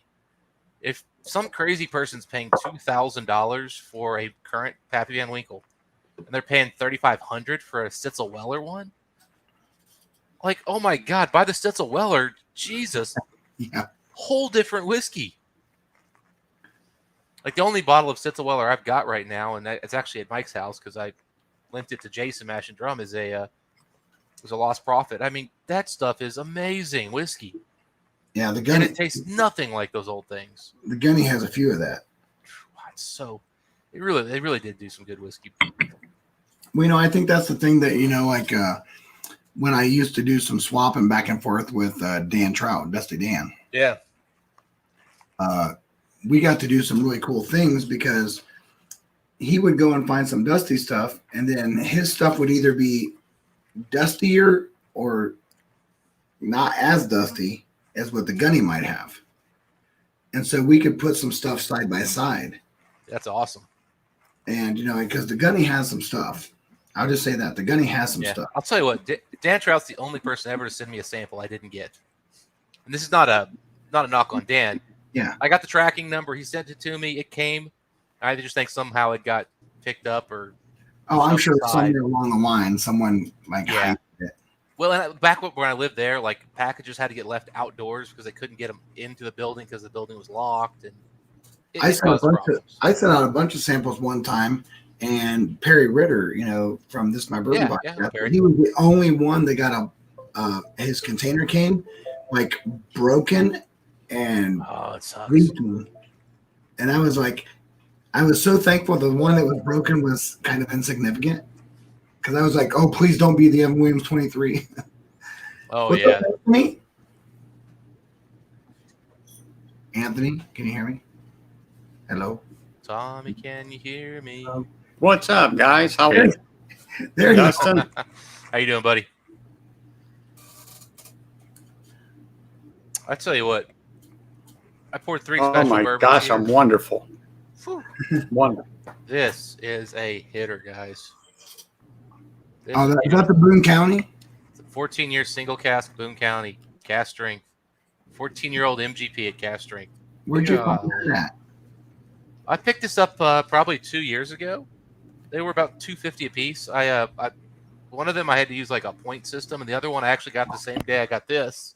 Got these together as part of that like customer loyalty thing, which was so Yeah. good.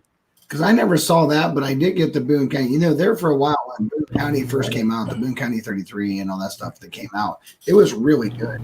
And Dude, so I was drinking those. I went through a case of those, and Oh, I never thought I had to save them. I thought, oh, this is like a cool new thing. I didn't yeah.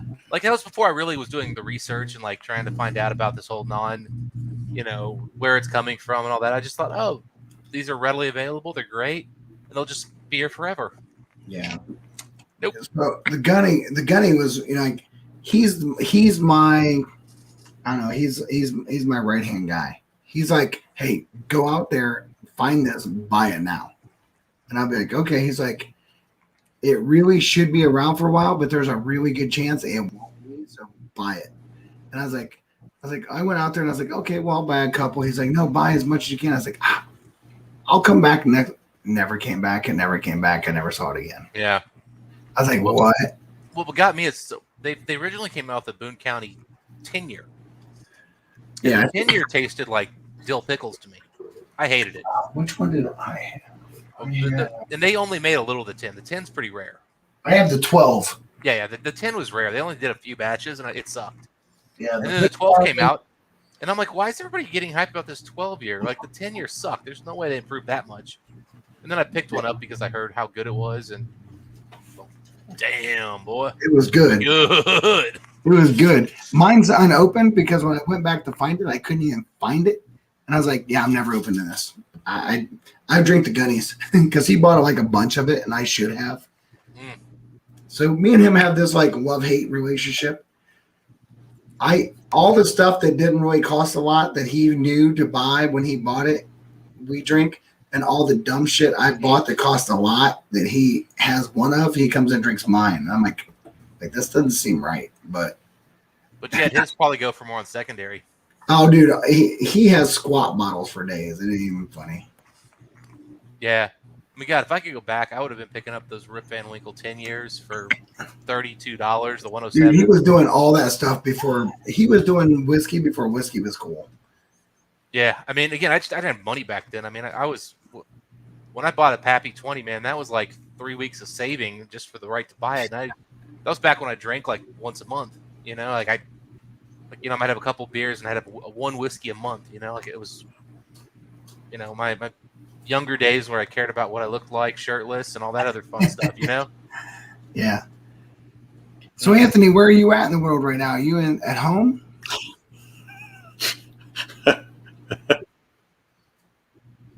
Yeah. Yeah, I'm at home. Did you get the picture from John? Can you hear me? Yeah, I can hear you. You're kind of delayed, but can you hear me now? I can hear you. There's a delay. There's a delay. Oh, yeah. I got the picture from John, but I don't know why there's such a delay. Yeah, it's a good like 2 seconds almost.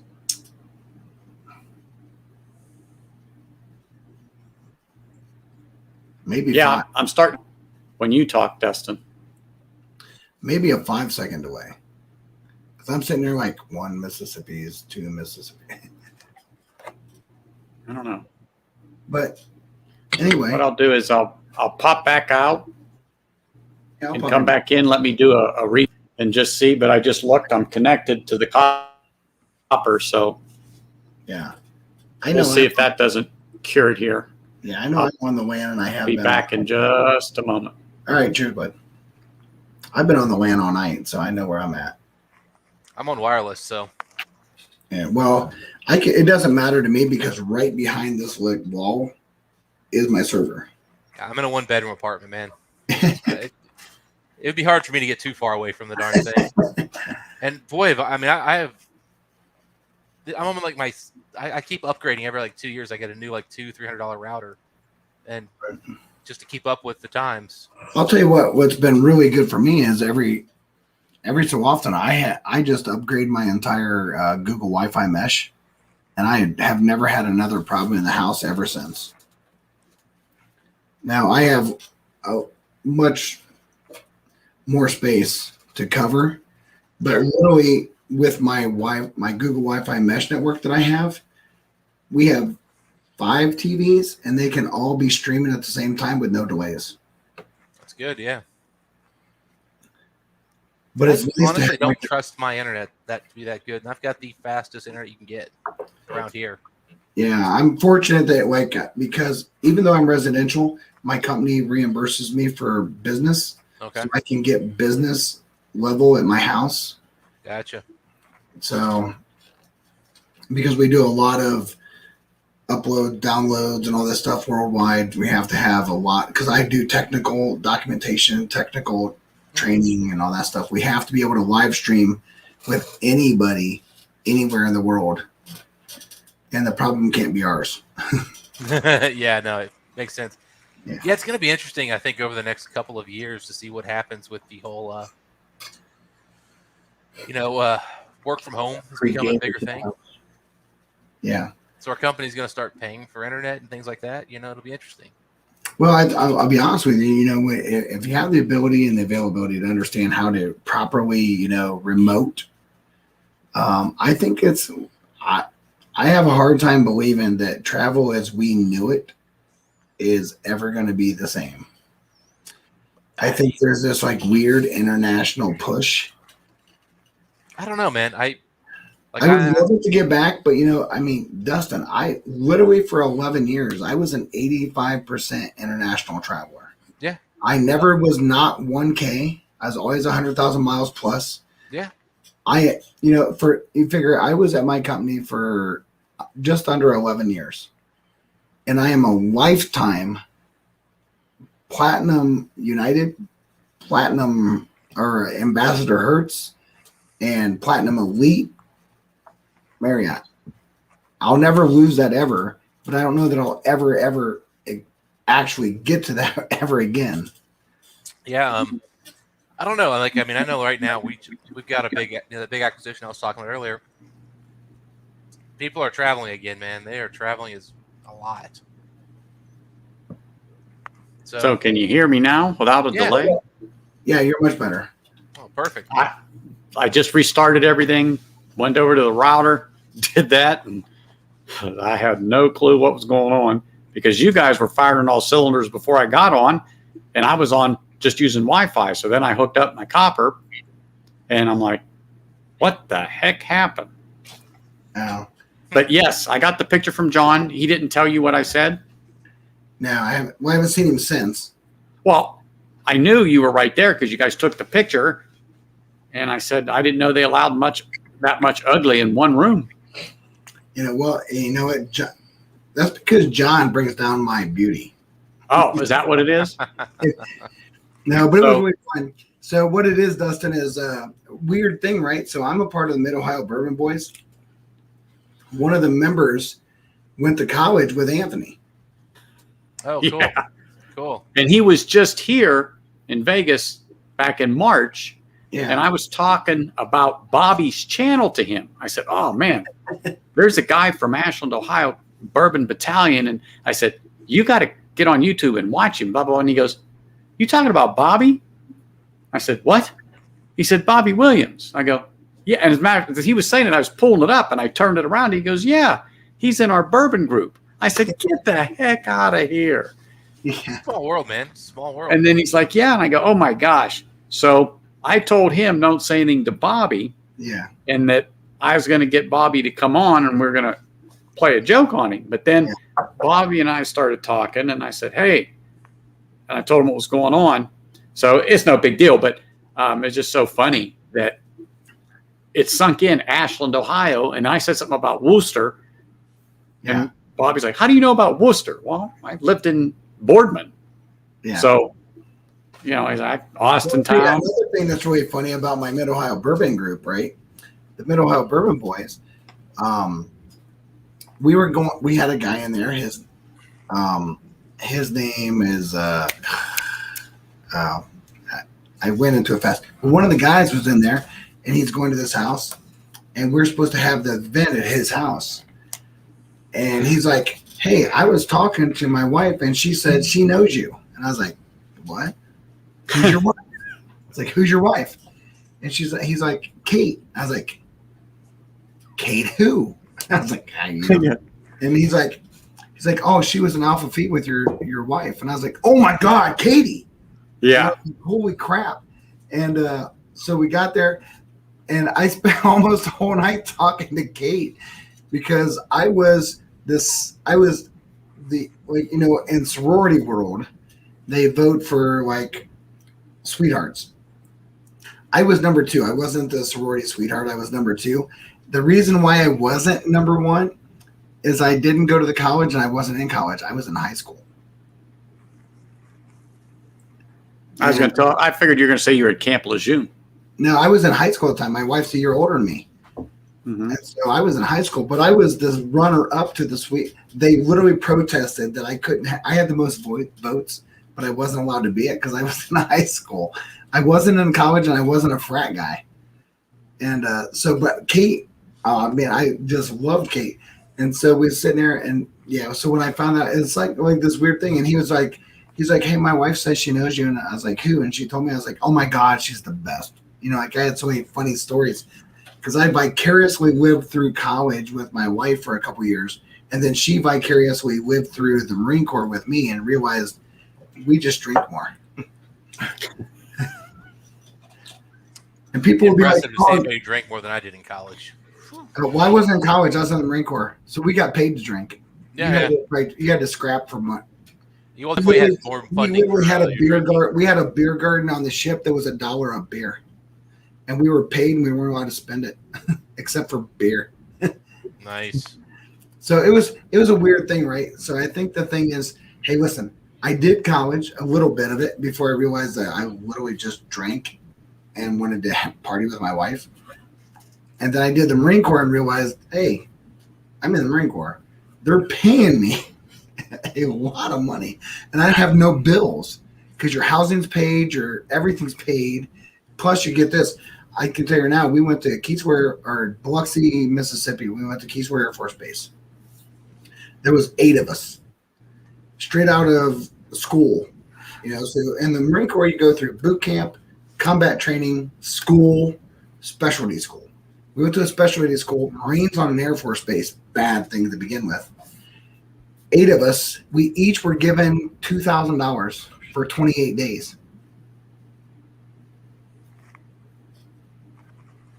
I don't know that there was a day without a keg. I'm pretty sure there wasn't. Why would there be? And, because your housing was paid, everything was paid. You had no reason to do this, and you were given an allotment that if you were married, they didn't even know existed. It was given to you in a check, and so you cashed it at the PX, and it was just like, we're like, dude, we've got $16,000 for 28 days. Let's go, and that's all it was. That's always been the weirdest thing to me is the fact that you get paid more if you're married.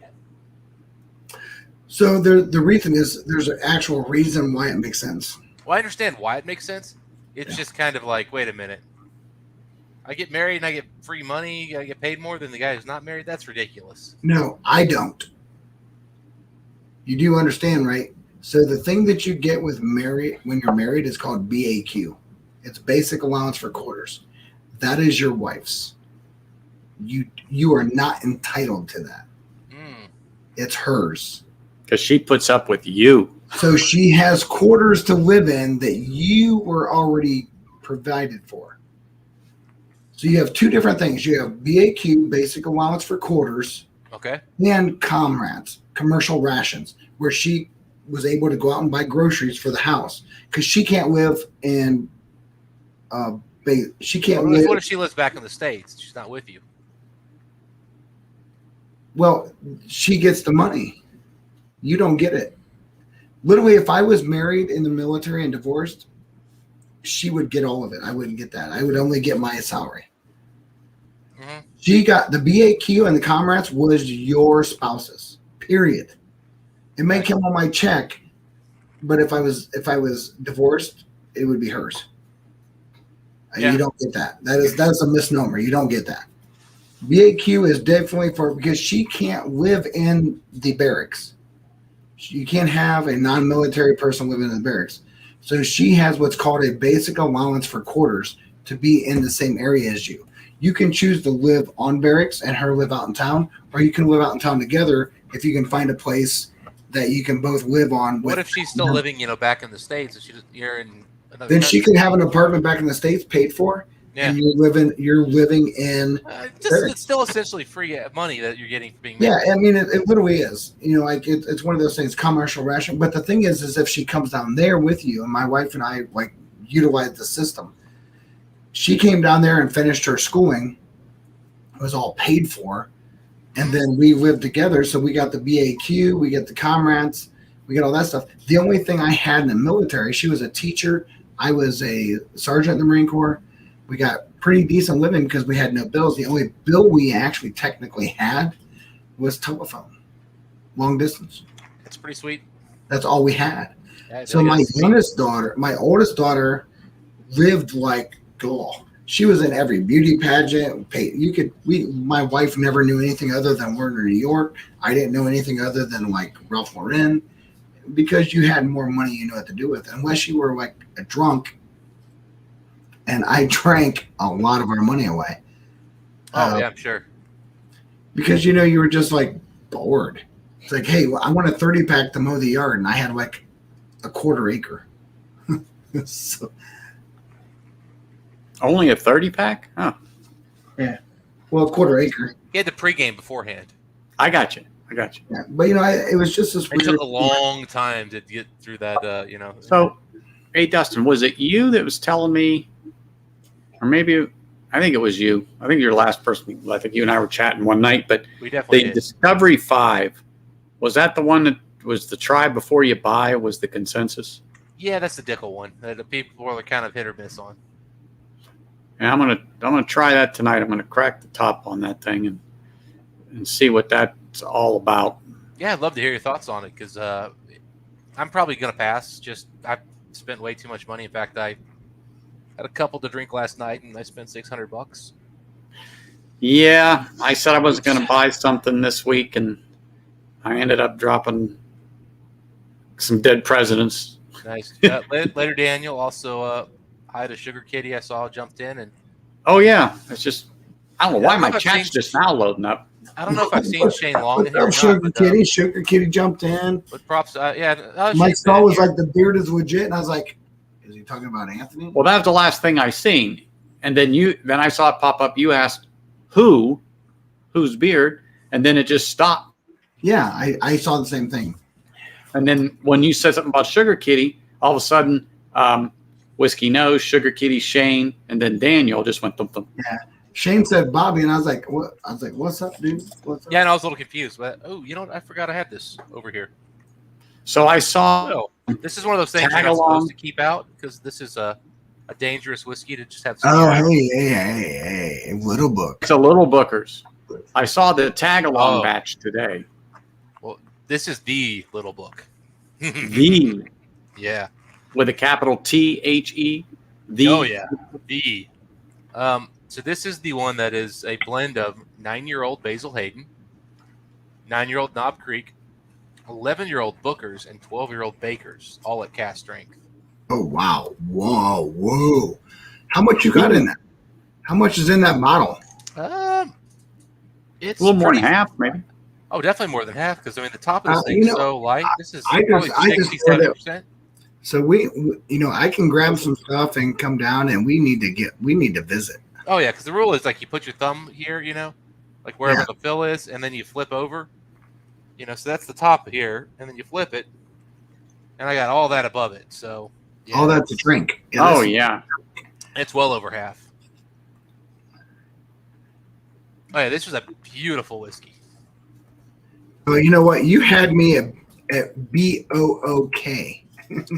Well, you know what? The thing is, I'm not a big Booker's fan, but you suddenly tell me 12-year-old Bookers, and now you got me a whole different world. Because Well, I will say this though, right? And this is the truth, right? You can be a Booker's fan and realize that there's some batches that come out that are garbage. And my I don't, thing is, I I don't just commonly say garbage. I think that's such a term that I hate to say. But for my expectations, and to have certain ones that come out, you're just like, well, how could you mess that up that bad? well, I always go back to this, and I get grief for it, and you know what? It's all fine. I don't mind getting grief. I don't mind being a disagreement with the community, but I always go back to this. Yes, whatever you like is what you like, and you should drink that, and that's awesome. But there are things that are objectively good and bad about a whiskey, and you can like it. Like I get the impression a lot of people who love Bookers like their whiskey young and hot. That's okay, but young is generally seen as a lesser thing than older, more matured, until you get to the point where like it's starting to have off flavors. Right. And Booker's is young. Anybody who wants to tell me that Booker's isn't young, Hey, listen, they're all young. let me hear. They're all Explain young. I can tell you right now. I can tell you for all the Bookers ever made, there none of them that are old. Yeah, and I've always got my thoughts always been this, and again, I got into bourbon at the wrong time. I got into bourbon when a 10-year-old bourbon was easy to get, and so like I grew up with this thought that like it's not 10 years old. Why am I drinking it? Like I can get a 10-year-old bourbon for $8. Because $8. This is expensive. $8. I can get a 10-year-old bourbon from Buffalo Trace. right. $8. So I grew up with Elijah Craig 12 year was $18, $19 maybe. Jeez.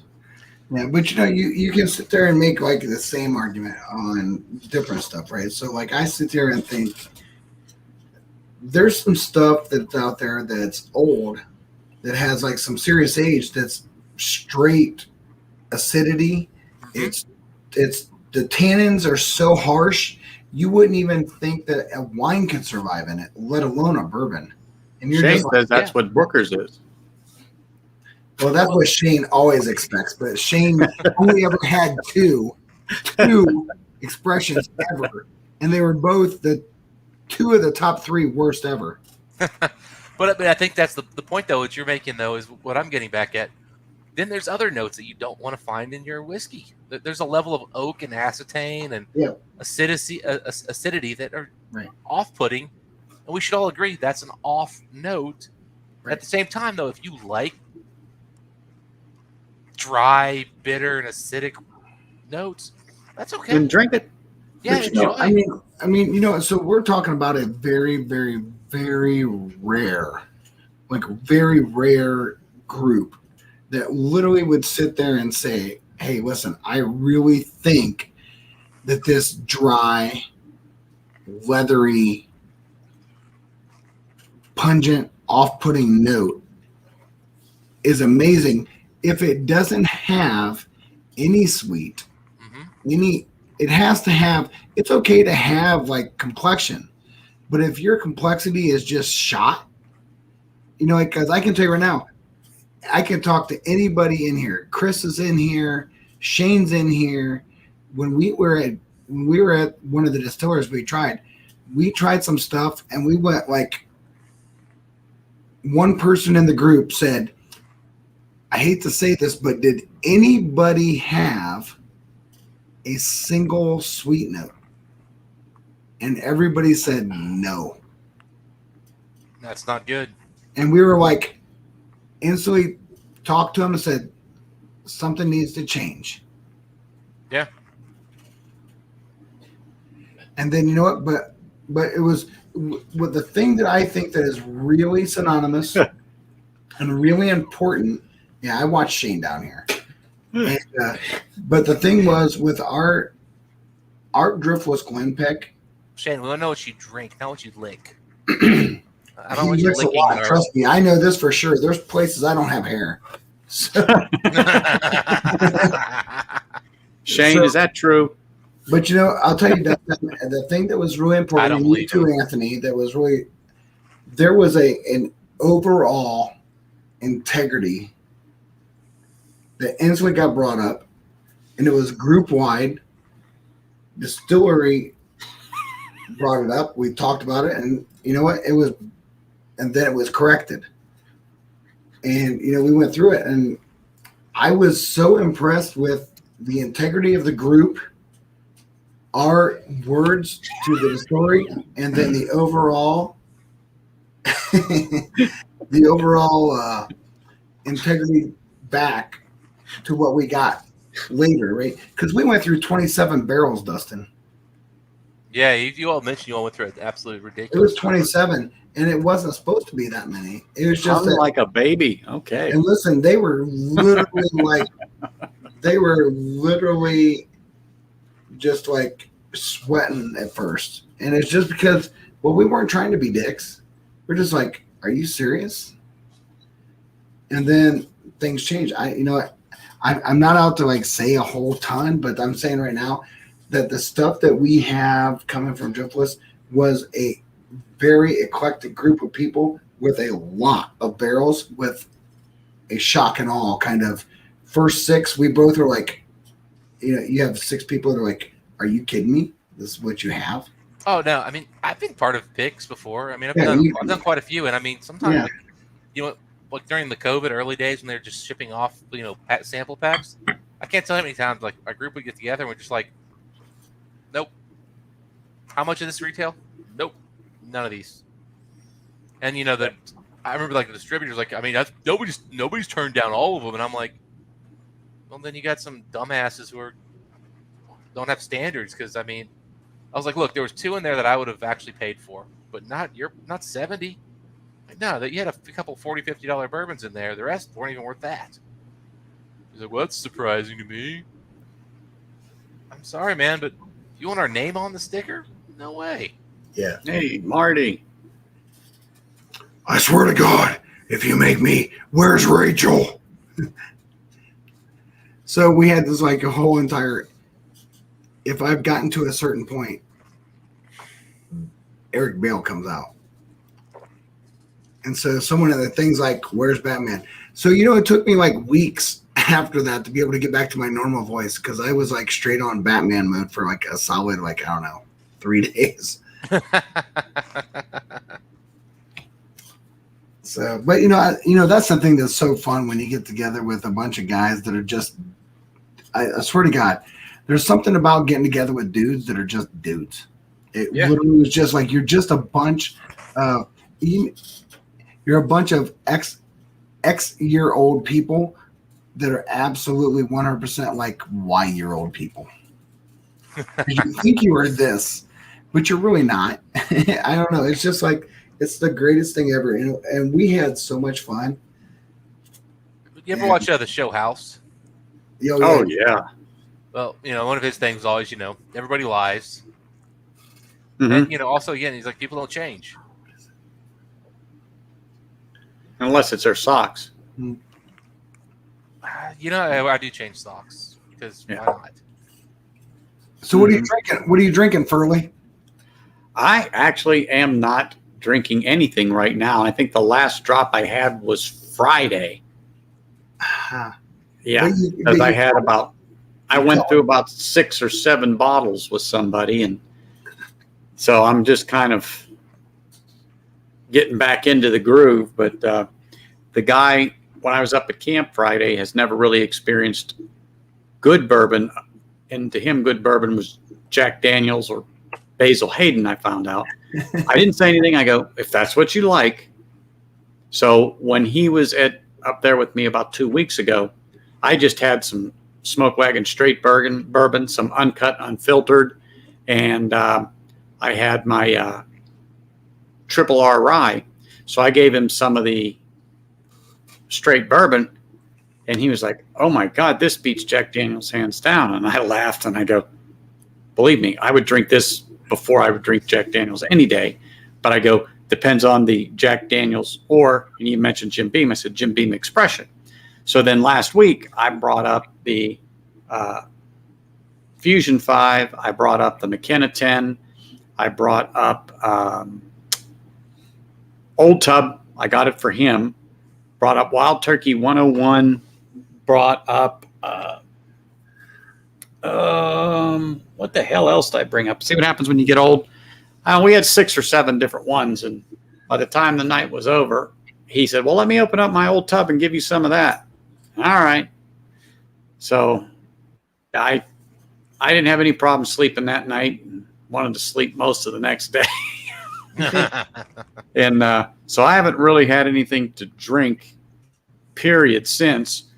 And I was at Liquor Lineup, and they had a Smooth Ambler store pick rye that was 115 or 120 on the proof. I forget. I just know it was high because I did a double take. And the guy I know there opened it for me. And so I got to have a taste of it. And it was okay, but it was too young. And it was... I'm a shocker with him. Yeah, it was just... It had some flavor, but it was more of the burn. And I said, if that thing would have stayed in the barrel a little longer, I think it would have been better. And I go, but you know what? Somebody liked it and thought it would be good to sell. I said, I hope you sell it, but it isn't going to be to me. But anyway, so I think I had just a few. When I say a few sips, I had a few sips of it, and that was it. So I said, tonight is where I'm going to have a few pours. So, Well, Yeah, have there's yourself one of nothing those wrong knob with creeps. that. Those are making me drool back there, man. well, I thought I told you about those. You did. That's why I'm drooling. Yeah. So I haven't Look opened amazing. them yet. But I tasted these last Thursday, Oh, I'm good right now. I didn't- and holy smokes, these are 120 each on the proof, and they call it stolen barrel because when Infinity bottle. somebody picked the barrels, never picked them up. So Liquor World picked them up, Is that you smoked? all barreled and bottled within days of each other. We'll just do a Each drop. one is different. Put the drop. Oh, Each absolutely. one is different, and they're delicious. So when I was tasting them, my wife says, I guess we're going home with all 3. And I just didn't bat an eye and said yes, because if she was willing to pick them up, I was going to take them home. And so that's how they got here. I was like, yeah, I'm taking it. So there's a store by me that does these kind of not like what Bourbon Battalion's trying to do, but they do kind of educational tastings every now and then. They just kind of do What is that? fun bourbon tastings and all this other stuff. And so they bought. They went to the Knob Creek and said, "Hey, I want 3 barrels that are side by side. Don't care what they are. I want 3 barrels that are literally 1, 2, 3, exact same age, same barrel date. I want no differences. I just want three barrels. Barbecue blend. And the whole idea was that they were going to then bring those in and do a tasting and then I couldn't think what show barbecue people like was. how I was different, familiar. I think We barbecue. just had ribs last night. Or the kids had ribs last night. you know, I think just barbecue. because the two barrels are even like next to each other, like how different they're going to be. Smell it, right? Oh yeah, So it that was just gonna be like depends on where it is. Yeah, that was going to really. I mean, again, no, I mean, like we're talking literally touching each other. Barreled, bottled, poured, same day, everything the same, What did you and yet they're going to give you three distinct differences just because that's just how bourbon works. That's just how it is. That's just where it is in the rick Yeah. house. son of a bitch? Where it doesn't even matter because again, they're all in the exact same spot. There's no difference, and that they're still different. Yeah, I was talking to a lady about that today, and happens to be a manager of a liquor store, and Apparently, how she got there, I'll never know. But she really knew nothing about whiskey those damn ribs.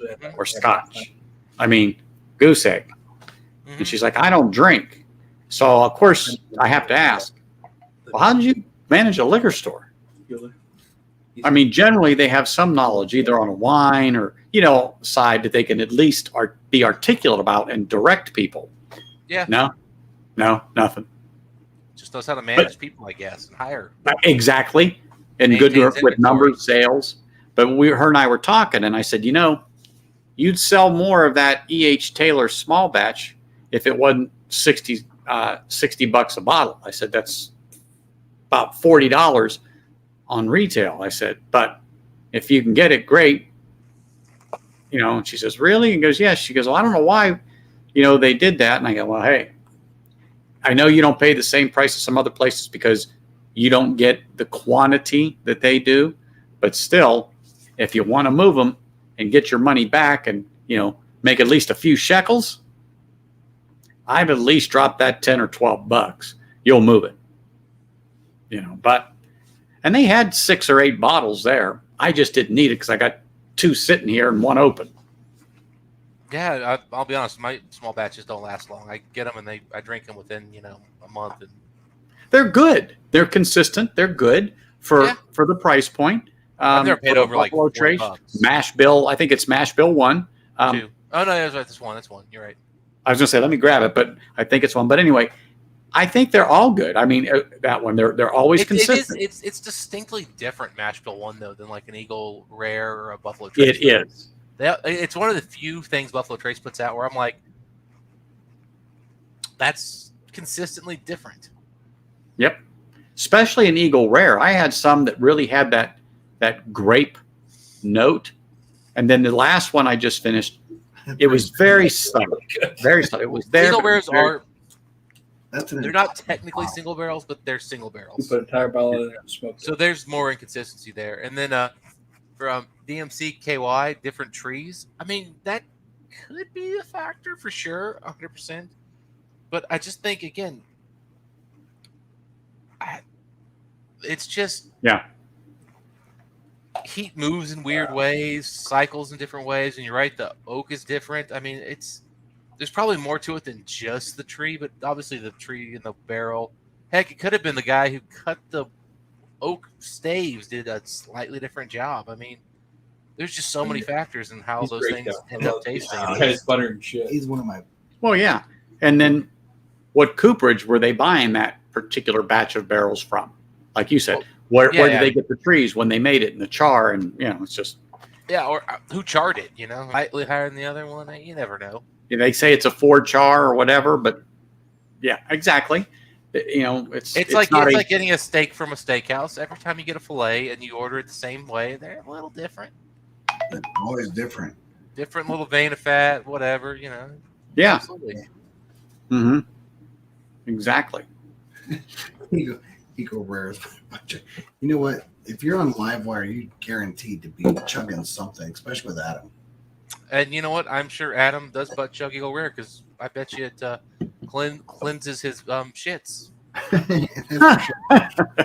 So it's funny because like Clint Hickey, who is one of the guys that's out there, I think when I think of people that are like they spend a lot of time help, supporting a lot of tube guys. They're also hunters. They love to hunt. He's here at the bar with me, And I said, like one last sample, and I did like an eyedropper. And my eyedropper was this. And he was like, "What? What's that?" And I was like, "Think of this." And he's like, Barbecued ribs. "Barbecue ribs." It's literally my barbecue blend. And he went through. He's like, "Oh yeah." So I think that's We also know what Adam's doing tonight. Just FYI, he's apparently going to be getting a enema thing and shooting eagle rare up his butt. So I can't believe that I didn't want to touch that, but you know, Yeah, I wanted to comment. I don't want to touch it. yeah, exactly, no exactly. touchy, just talky. So, but yeah, I don't want to have like a late night and a chug night. You know, I didn't really anticipate going past 9, but I love just sitting around talking about how do we learn from each other. You know, I think that there's an analogy, right? As iron sharpens iron, so does one man sharpen another. And the best way that we can grow is to do that, you know, like learn from each other, talk to each other, and not be butthurt by it. But the idea that you might have something that I can learn from, I might have something you can. And if not, it's okay to just dismiss it. It's not personal. Yeah. It's just how can we grow? And I think that somewhere in this community, the reason why I wanted to go back to this 101 series is just the idea of, I remember when I first started this, nobody on the tubes was doing this. This just happened to be my brother. And my brother sit there and walked me through this 101 stuff. And then I went further with it and tried this and taste this. And then I went through a stewardship and I went through all this kind of stuff to learn more and more and more and more about it. And somewhere along the lines, we all have, and I believe all of us have a due diligence to help people along this journey, because we all were this basic guy trying to figure out how do we like this stuff. And I love the fact that, you know, you have a very unique group. There's 3 of us on the screen, and we're all 3 of us very unique. Sure. You know. Oh, absolutely. Now, have you seen much of Eric Waite's Whiskey Studies? I have, because someone turned me on to it just recently. I was gonna say, because Eric's probably done quite a bit of, like, you know, learning how to taste and nose, and he's also done obviously just an insane amount of just education on whiskey. Right. I mean, that guy is a teacher for sure. You know, and that's what I want to spend a little bit more focus on, because I have been a career technical instructor and helping people to understand that, listen, this is what's going on. And this, he's another military brat like you are. So yeah. So I wasn't a military brat. I was actually in the military. I'm joking. I meant he's actually a military guy. I was going to say military brats. I thought you were one too. What's that? I thought you were a brat and a military guy. No. Oh, your parents weren't? Okay. No, just my brother. I had brothers and uncles and Gotcha. grandparents and great grandparents and great uncles. Gotcha. But I didn't have like any of my parents were. Okay.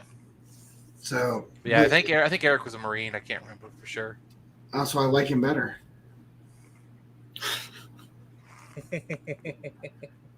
Him and I should probably actually, you know, I swear to God, I know somewhere along the lines that me and Wade have crossed paths, but I don't think we've gotten like. I've got his email somewhere. I could send it. I don't think we've actually like dove into each other. It's just kind of like a passing thing in chat.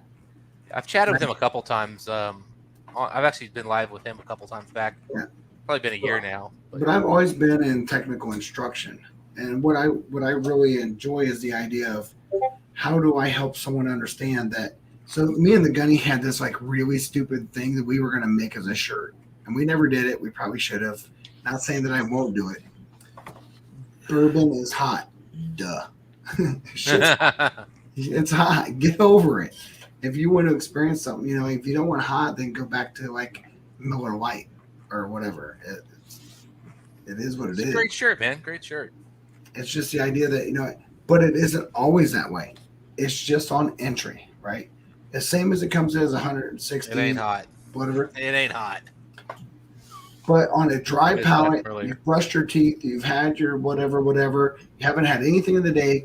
I don't care what you've had, 80 proof or above, your first entry is like hard. It's hot. Yeah, like yeah. So a couple of this weekend, I picked up a cigar blend, Thank God. and I got Oh. home and I'm like so excited. I'm like, yeah, let's go.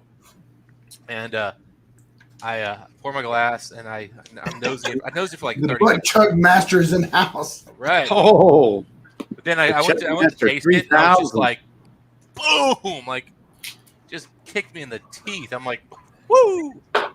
That second pour was delicious. That first pour was just like, oh god, What's up, guys? hey, how are you? oh, man. Great. How you boys doing? I'm waiting for your baby enema so you can start shooting some. Darn out right. there. I mean, I'm like, holy smokes. I mean, that's all it's good for, honestly. You really don't. So you're not a Buffalo Trace fan at all, then? I'm not big on Buffalo Trace, but I'm definitely not big on low proof Buffalo Trace. Gotcha. Fair enough. AKA, you only drink Stag Junior. No, E.H. Taylor is kind of my base, so 100 proof. Okay. Fair Yeah. enough. I like Eagle Rare. I mean, I've had bottles that are just, to me, has been phenomenal. And then other ones, it's not. I got it here. It's cracked. My small batch, and I have single barrel. EH So- Taylor is just so different. It's jarring to me, like how different it is as a whiskey, even though it's the same mash bill. See, I think it tastes a lot like Eagle Rare. It's just a better version of Eagle Rare. To me, it doesn't have the cherry notes. Doesn't have like the oakiness to it. It just comes off different and like a more buttery, more maybe like a sort of a butterscotch type thing going on. It's not a bad thing. I like Eagle Rare, and I like E.H. Taylor, but I just think it was very distinctly different. I want to drink some of that E.H. Taylor now, but I don't want to ruin my palate for the Disco 5. I say don't crack want- the Disco 5 and give us your notes, man, while we're together. We'd love to What's hear that it. proof on the Disco 5? It's like in the teens, right? 1 teens. Hold on, let me grab it. It's just out of my reach right over here. Hold on for a second. Grab it, man. I'll What are you drinking on, Dustin? little book. What is this? Road Home. What are you chugging, Adam? Not, I mean, what are you drinking, Adam? What are you drinking, Adam? I just poured a single barrel EH. Yeah, it's the little book. Oh, you say a single barrel? Chapter 3, The Road Home. Oh, nice. I haven't tried those. I think they hit here, but we don't get a lot of them, and yeah, I just have never picked one up. Yeah, I mean, honestly, I've bought the last 3, Never had and this is the only one that I would be like a strong recommend to everybody. The Right. batch 2 was like a rye whiskey kind of a thing. So if you Yeah. like, it was really well made. It was well put together, but I wouldn't tell. It's not a buy for everybody. And then the batch 4 was a little young. They used some really young rice whiskey and stuff in it. It got better as it opened up, and I've still got a bottle, but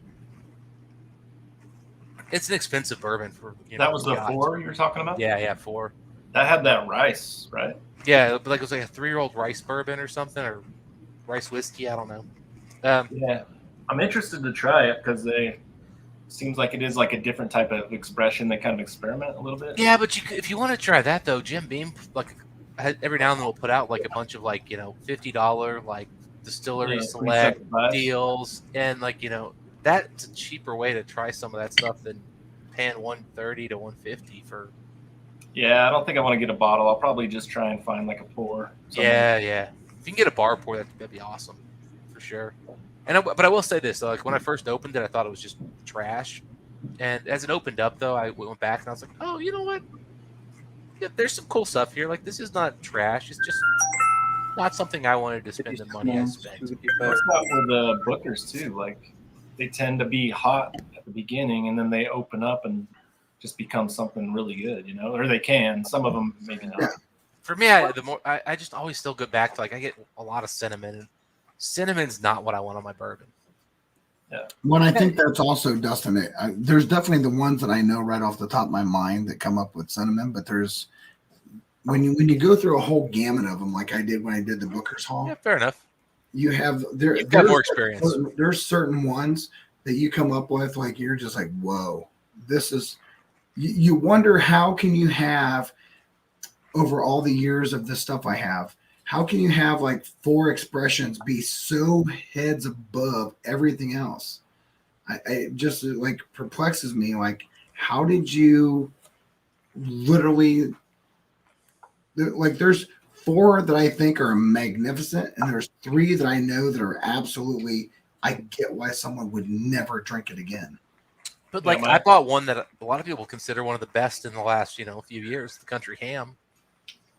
And the more I've like gone back to that, and it's gotten low because I keep comparing it to other whiskeys because I'm always trying to understand what people like about that whiskey because so many people like it.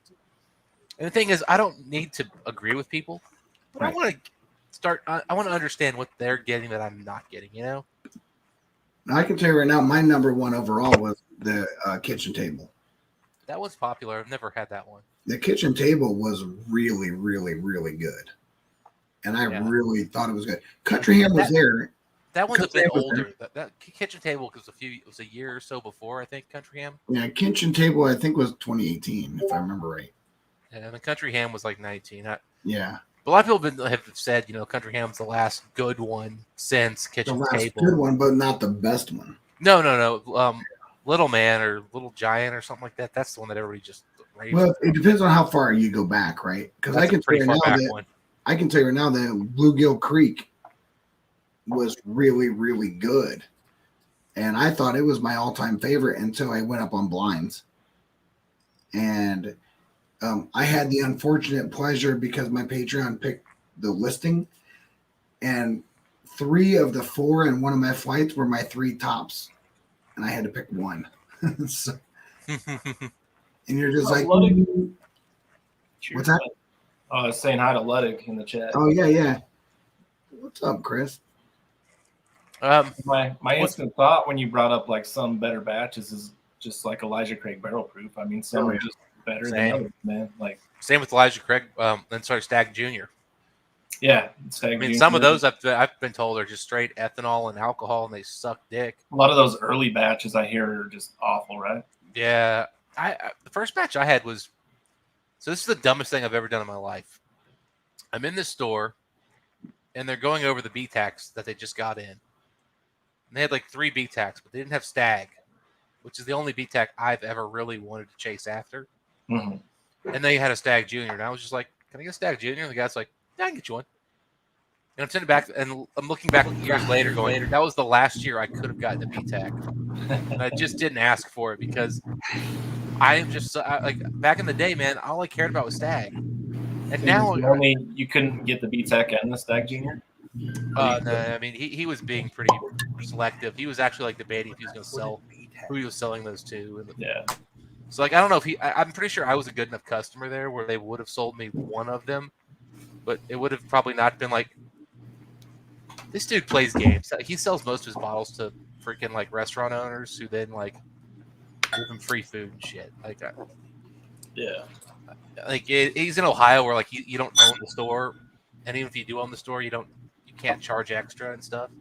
So they like find ways of getting like deals from store owners to give them like, oh hey look, I got a $50 coupon at the steakhouse. Here's your BTAC for cost. Wow. Yeah. Again, it's just the market we're in. All right, I'm going to end this night with this one more pour. I'm going to do a healthy pour of this Boone County because this is probably the best whiskey I've had tonight.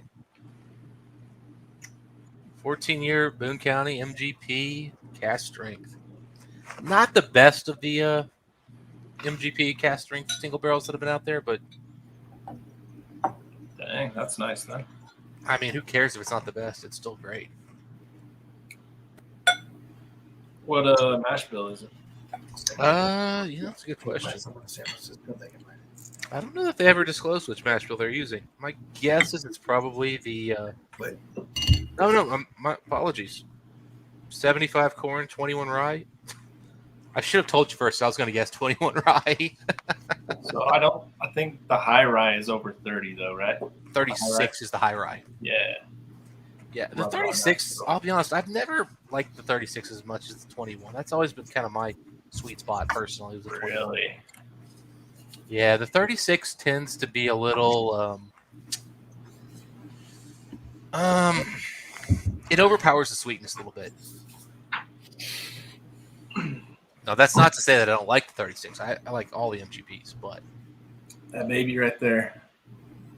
those are. Oh yeah, those are. I've had some of those 10s. Those are delicious. Yeah, that's that high rye MGP, and it's Oh, that's delicious, man. For real. freaking amazing. That's my third bottle. I haven't Yeah, see, tried this Battalion. This is not how you pour a Glencairn. it. this is definitely He's over not the paying hump. attention to us. I know. Again, This is he's- definitely an overpour. But you know what? I don't care. That's all right. You're not going anywhere, and you got how long to drink it? Hey, Neophyte, what do you got there? So this is the Disco 5. I poured 2 because you got to have 2. You can't judge everything on the first. So Because you gotta go do. Double that's fizz. right.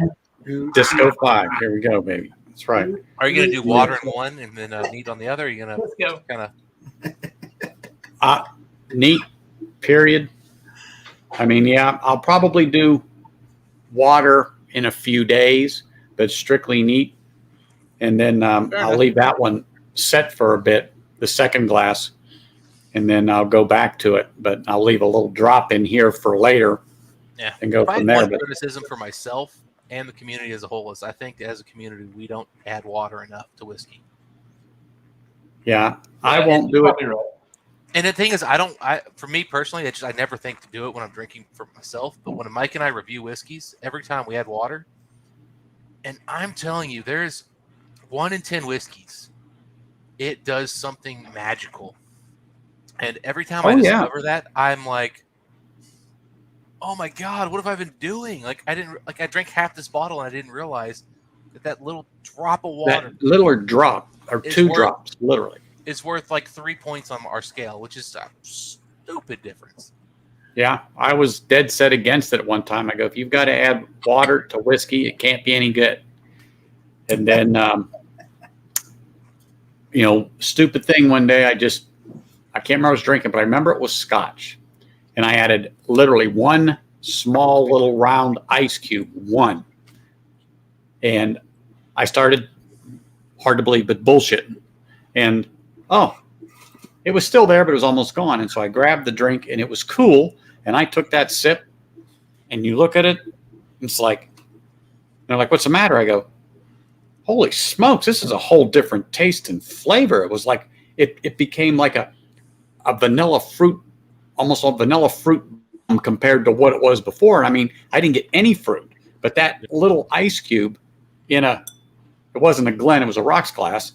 And I was like, holy smokes. And then that was my aha moment that made me go, water. So I don't know where it's at. It's probably packed in one of these boxes to go into storage, but I have a dropper and a bottle with distilled water in it. And so when a couple days go by or when I go back and revisit something I opened, after I do another neat one, I'll take just 1 or 2 drops, boom, boom, then leave it set for 5 minutes and then go to it. And like you said, it's like that, holy smokes, that just drop or 2 of water is, yeah. So now I don't swear it off. Yeah. Yeah, there's 2 whiskeys that have really like blew my mind. So the first one is Mike and I are we're doing a review of a bottle of mine. It was a Compass box. It was it was all grain whiskey, and I thought it was a pretty solid whiskey. And we're nosing it. We're getting all these fruits. We had a couple of drops of water, and oh my God, the fruit notes just like explode. And what was even more amazing was when we went back to it about an hour after we did all our reviews and nosed it again, it was even that much better. The other one was I was over at Mash and Drum's house, and I've been drinking a little bit because I'm at Mash and Drum's house. Really? At Mash and Drum's house? Come on. It's crazy. So I've had a few bourbons, and then I'm about ready to leave because I'm actually going over to Mike's house to start drinking with him. And so Jason's like, all right, let me get you like one last thing. I want you to do a blind side by side of something. I'm like, all right, cool. So he hands me 2 glasses, and I'm like, all right, so you tell me anything? He goes, yeah. He goes, fine. He goes, one of these is Stag, and one of these is Stag Junior. And I'm like, okay. Tell me which one you like better. All right, so I'm like, taste them. And this one on my left, there's something wrong about it. Like it's just like it felt like there was something there I couldn't taste. So I just went over, dab of water in both of them, came back, and I'm like, this is delicious. This one, still great, but I mean, like it was just like this didn't open up. And so Jason comes down and goes, so which one's Stag? And I went, and he goes, you're positive? He goes, are you sure? And I'm like, 100%. This is 15-year-old whiskey. This isn't. And he's just like, seriously? How did you pick that up? And I was like, I'll be honest, man. I couldn't really tell until I had water. I put a drop of water in them both. And, dude, no question, this was old whiskey. This isn't. And he was just like, I've never thought to put water in that one. And I went, yeah. One drop of water in this thing, and Ding, ding, boom. ding, ding, ding, ding, ding, ding. There's his aha moment. It's like, Well, and the thing is, Dustin, is that you can't even go through a proper tasting place to get to the point of being a classification without doing that. They make you do that. It's part of the process. Yeah, but I had to do that. I was mandatorily made to do drops. Yeah, well, the thing is though, like on that was the 2019 Stag Junior, Stag, and the Batch 12 Stag Junior, where a lot of people said they thought the Junior was better than the Stag, and it was the lowest proof Stag ever. So everybody was just like not adding water, and they're just like, oh, it's so thin and light compared to regular Stag. And the thing is, it just needed that drop of water. That little drop of water just changed the whole world. all right. Everybody sees you. Are you happy now? Are you happy now? Are you happy now? Yeah. It's like, Dad, I'm not gonna be happy until you're spooning me as I sleep. Now she's going to run for her toy, but that's the joys of living with a golden doodle. I can see that. But on the nose on this, it's like a caramel, but I can't quite figure out what the other note is. Definitely like a sugar. Orange. What was the mash bill on that one? Like what are the different ones? I know the Dickel ones, but the other ones with Barton's, and what was the other? Hold on. We got Orange and citrus. 31% Kentucky 13-year, which consists of 47% corn, 18 rye, and looks like 8 barley. 25% Tennessee 17-year, 84 corn, 8 rye, and looks like either an 8 or 6 barley. Then you got 25% Kentucky 7-year with 78 corn, 10 rye, 12 barley. Then 19-year Kentucky, that's a 6-year, 75 corn, 13 rye, and 12% barley. So I don't recognize those mash bills off the top of my head. I think one of those is Heaven Hill, Somebody was saying Heaven Hill. but it was 18% rye, not 8%. 18%. hold on, let me get back to it. On the Kentucky one, the 13-year Kentucky, that's 18 rye, not 18 barley. The 13-year is 18% rye, 8% malted barley, and 74 corn. That could be Barton, and maybe I just got the rye and malt flipped in my head. I bet you I do. So that's the Barton. And Heaven Hill was one of those other two. I don't know what the other one is. Yeah, I'm not sure, but Okay. So and it might be orange. I don't know. I haven't sipped it, but there's something else in there. It's a So with Dickel, I tend to get like a little bit of like something between like a butterscotch and like a sort of sour like custard. Like it's vanilla custard, but it's a little sour. I don't know if you're getting any of those notes. nothing sour. Now that I think about it, Minerally sour, I guess. Oh, Not so much. yeah, I haven't sipped it yet, but No, on the nose too. I think I tend to get it. But I'm no, I'm the getting taste too. nothing like that. So I have Dickel back here. I'm not going to open it and smell it, but No, I mean, but again, that Dickel's just part of it. And those old Dickels, sometimes those things are all whole different stories, man. yeah, I think the Dickel I have is about 11 or years old. Sugar But- Kitty called it out. Heaven Hill, Barton, and Beam. Probably not Wild Oh. Monkey. Gotcha. What's up, Samurai and Shane Long? Butt chugging some Reptanium, dude. Hell yeah. Yeah, the Discovery 2 had a healthy amount of turkey in it, and that was delicious. I like Discovery too. It's funny, Discovery 3 flew off the shelves, and I was like, let's just buy some more Discovery 2, man. That's really good stuff. Before I tried any of them, I blinded 2, 3, and 4. That was my first Discoveries I tried. And I can't find Discovery 3. I'm out. So Yeah, I'm 4 looking. won it for me. So I that's should have bought more of 3. I was going to. I didn't think it was going to fly off the shelves, and then the fucking every YouTube channel fucking talked about it. I was so mad. Wow. I'm the only person on the planet that apparently does not like Old Carter Batch 5, but whatever. Is it the American Whiskey Samurai or what? Oh, that's a good question. I assumed bourbon. He could be talking rye or American. I'm thinking. I'm it's going to have to say that I'm sure I'd There love is- American 5. there definitely is a little bitter note on the finish. What is the proof on this damn thing? I don't know. I'm definitely getting the rye, but there think is a 100 bitterness to like, this. Like Adam said earlier, I think he's right. Cast strength, so 52% ABV. Mm, That's it. But what's that? that's That's low good. given those ages. Yeah, 104. Well, you know, Yeah. some of those Stickles have come in pretty low. So But yeah, there's definitely that bitter. I don't know if it's orange. Now, see on the nose, I'm definitely getting a caramel. I think that's graham cracker. I think it's more like the marshmallow. okay. But Oh, Samurai's got the American. American. Yeah, I'm sure. Actually, I bet the American's good, man. I love the. I've got batch 1 of the American, and that thing is That's the only one I've tried. Yeah. delicious.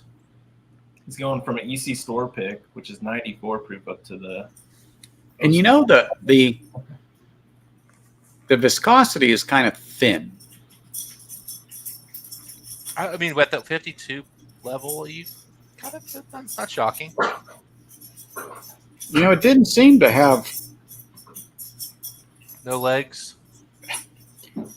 Not really. Not really. I mean, they're coming down. They're not fast. I've never But- really thought much of Barton in terms of thickness. Like I feel like whatever their filtering process is fairly aggressive. Yeah, it's definitely not fast, and there's still a bitterness lingering on the finish. What kind of bitterness? Like oak bitter, sour. Sour, definitely sour. Definitely sour, like Minerals, sauerkraut. I'm trying to put my finger on it, as in what it tastes like. I don't want to say sour. I don't want to say rubbery, but let me have a little more. But It sounds like Scotch, actually. Medicinal, perhaps. that's definitely not medicinal. Okay. I've had the medicinal Dickel. Believe it or not, a lot of people have referenced Dickel and having some Scotch elements who are Scotch drinkers. I personally don't get it, but I've known some Scotch drinkers who actually kind of said that they thought Dickel was a good bourbon for a Scotch drinker, and we disagreed. Maybe Anthony can pick that up. But he might be picking up some cool stuff there that is in that realm for sure. If you ask me, it would almost seem like it's young, but it's not. Well, you said there's some modern, I mean, not young, but like not old bourbon in there. You mentioned some like what 6, 7-year-old stuff in there. Yeah. And 17, was it the oldest? 17's with the Dickel, yeah. 17's the oldest Tennessee, and I'll tell then you what, man. 13-year Kentucky, and then 7 and 6 year is the youngest. So 6 years Not the gonna lie, youngest. I'm gonna start buying 17-year-old Dickels if I see them because I've got one bottle, man. I'm telling you what, man, creme brulee, like heavy. Yeah, this doesn't have any of that. Are you This getting definitely any, are does. you getting any nuttiness? So let's start No, there. no nuttiness, no creaminess. How Not about really. cinnamon spice? Spice, yes, and I Cinnamon can't say spice? cinnamon. Not Apple? How about apple? You got a good chunk of Barton in there, which tends to give like apple cinnamon spice. I get sweetness on the nose. I get sweetness. It could be caramel, maybe a little vanilla with marshmallow, but none of that on the palate. None of that on the palate. So like front of your tongue, what are you getting? Forget everything else, just front of the tongue. What's that coming off? Very front. Very front is that hint of sweetness. Then as it goes back, the what's the size, sweetness remind you of? Like what's the the candy bitterness, the bitterness and the spice quickly come into play. corn? Okay. That's So saying I older can't- whiskey. I really cannot say what that sweetness is. I'm definitely not getting the notes on the palate that I got on the nose. That's not there. And the bitterness, somebody said orange. I think it was Adam. No, Yeah. I'm not getting any of that. So I have another pour here that I'm going to let open up.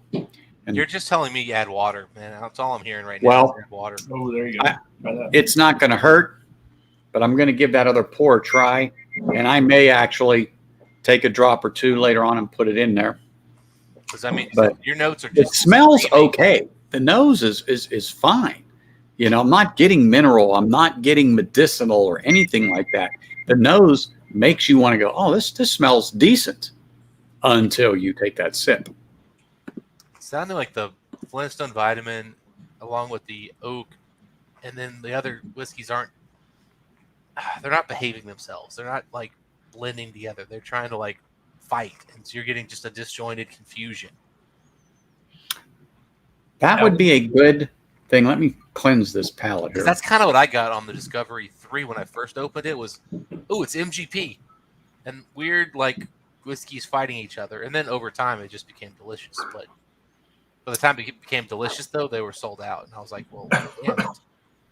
If I know Trying to- this. I'm trying to Dickel 15 to see if I can like pick out some notes for you, but I'm not really getting a whole lot here. Was that a cast strength one or a 40? Now that I have that water, when I took this sip, I definitely get some of that Dickel mineral. Now, Definitely. That So- water brought it out. And so the for me- water oh, go ahead. got rid of some of that bitterness. Okay.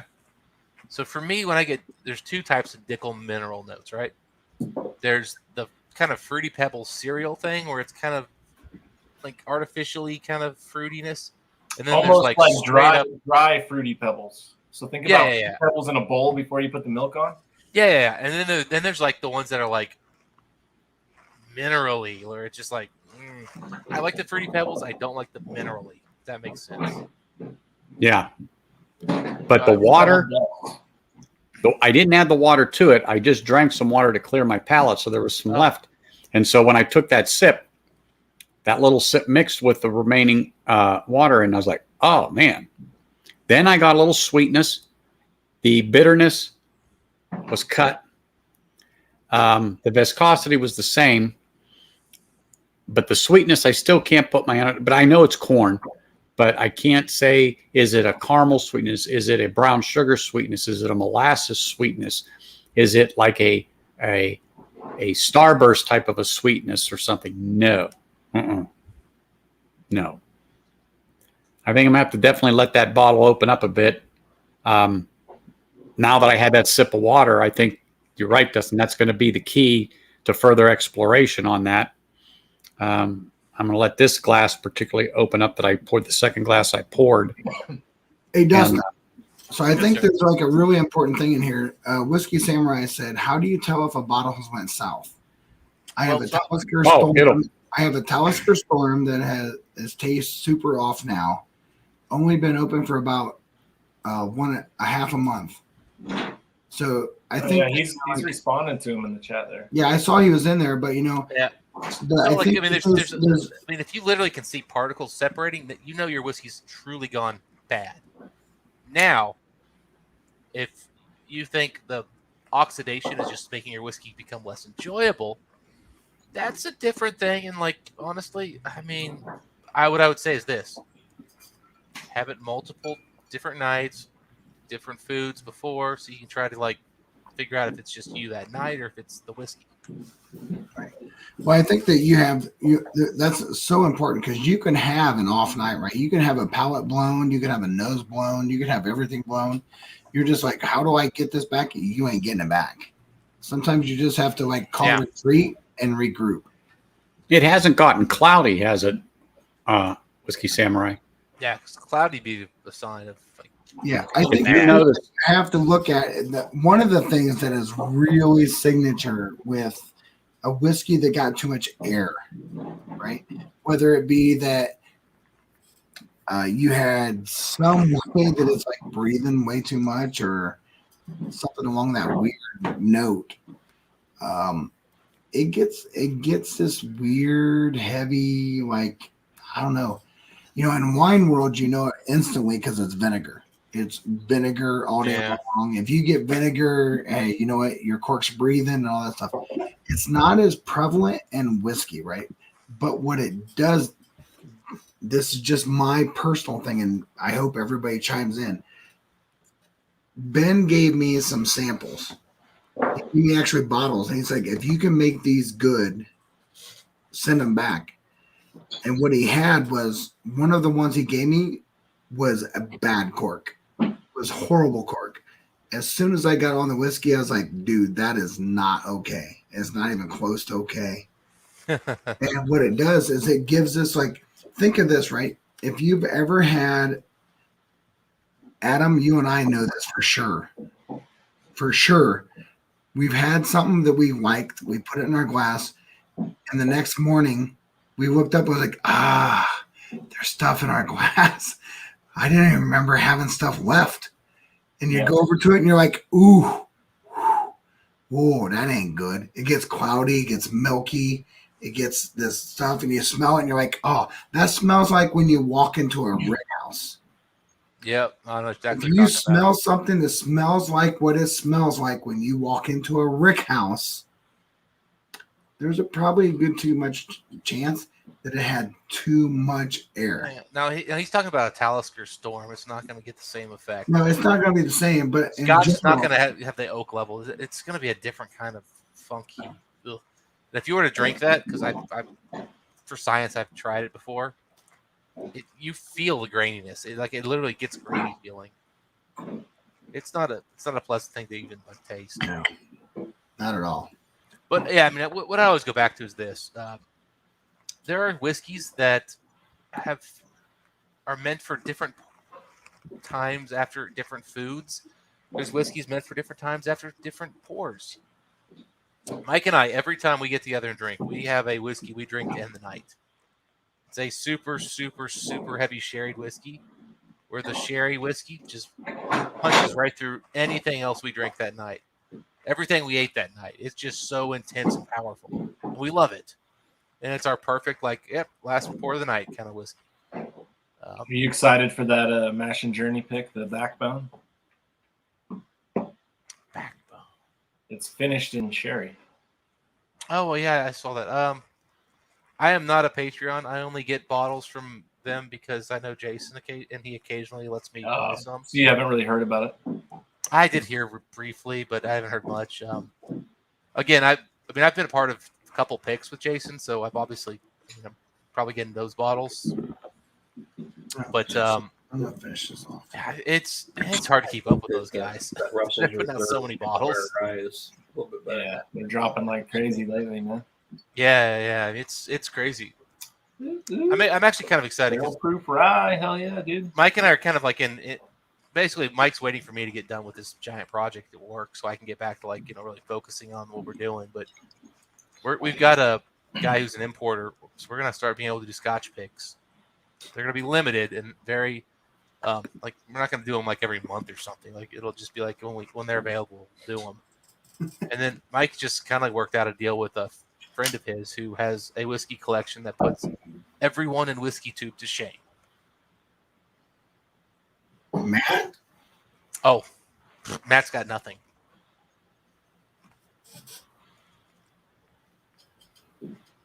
This guy has 10 bottles that cost more than what Matt has, and he has Are you 15. talking about price or quantity? Both. Let me put it this way: this guy has 15,000 unopened bottles of whiskey. Ow. That guy needs to get a wife. Has he been featured on other channels? Some of the Canadian guys know him. I'll leave it at that. But the guy's a self-made multimillionaire in his early 40s, and He has needs to nothing drink to do. more whiskey. Dude, He can't drink it as faster than he can buy it, dude. So- Hey, Adam, we can help him with that. Oh, totally. Yeah. Let's give a We have bottle a good- away on Livewire and Hey, Adam, throw the hosts a bottle. we have a particular set of skills. I mean, I'll put it this way: I will find you.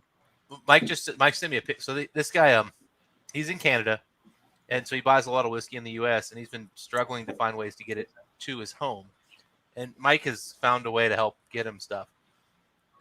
And Mike was calling me. He's like, "Dude, I just shipped $7,000 worth of whiskey to that guy." He goes, "And tomorrow I'm shipping 7,000 more." He goes, "Every time I go to my door, there's another fucking bottle of whiskey, and it's always him." He goes, "I just got a Hibiki 21 that just showed up." And I'm just like, "Are you kidding me? A Hibiki 21 just showed up at your door." That's a good problem to have right there, man. Except he's just shipping them back to him. And the funny thing is, so the thing is, Canadian customs are very challenging, right? Yep. So what Mike does is he takes the bottles, he does all of his magic wrapping and all this stuff on the bottle, and then he puts it in a present box, wraps it in gift wrapping, puts a note on it, and literally just sends like presents. And he goes, so far, It's so like good. one bottle at a time, or what? He'll send like 4 or 5 bottles at a time, and so like he had like 20 bottles. He's like sending like 4 different packages. I'm pretty sure it would be much easier to just use his boat and meet up with someone on like whatever lake it's on. Yeah. Probably, honest to God, at some point. Hey, I'm out. What are you doing today? Oh, hey, take off, eh? I'm out here trying to get some like walleye, eh?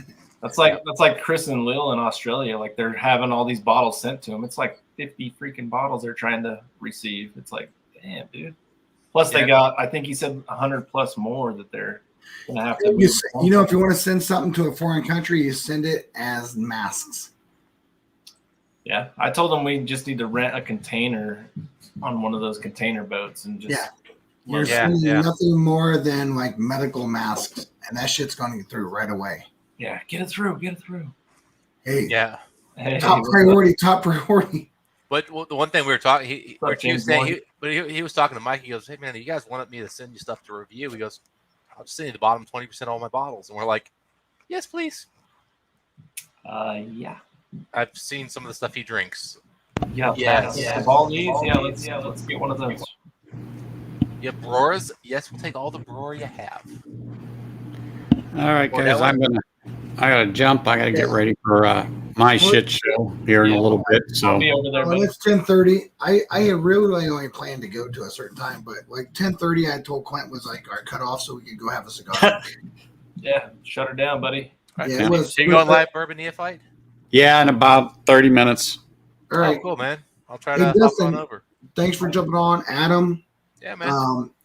Check out Patreon. Some things are coming up. I just got a bunch of stuff squared away, so I'll be reaching out.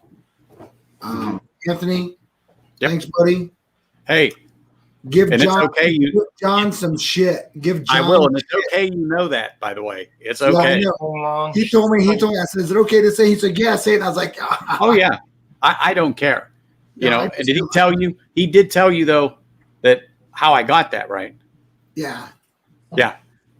And did he tell you about the bat, Maybe not. like the Louisville Slugger? No, he didn't tell me that. Yeah, you didn't do what you're supposed to do, or you were in violation. I had no problem in swinging it at you. No problem with it. That's some funny stuff, though. Yeah. All right. But yeah, Dustin, you're more than welcome because I'd like to walk through this Disco 5 because that's what I'm going to do. Yeah. And I Yeah, like some of your hop over observations with, and your prompting, let's say. But I'll see if I can get over there. I Yeah, have a no couple problem. work things. I got a couple work No. things I still got to look at today. hey, I so- told you, check under the bed, dude. I'm Well, sure it's there. Stay out for a while, and there's a chance I might come back. I have a cigar first, but that'll take me about an hour Yeah. or so.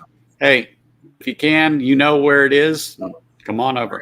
Love you, dudes. Cheers, Thanks for guys. jumping on. I appreciate it. You know, hopefully the people who jumped on tonight learned a little bit more.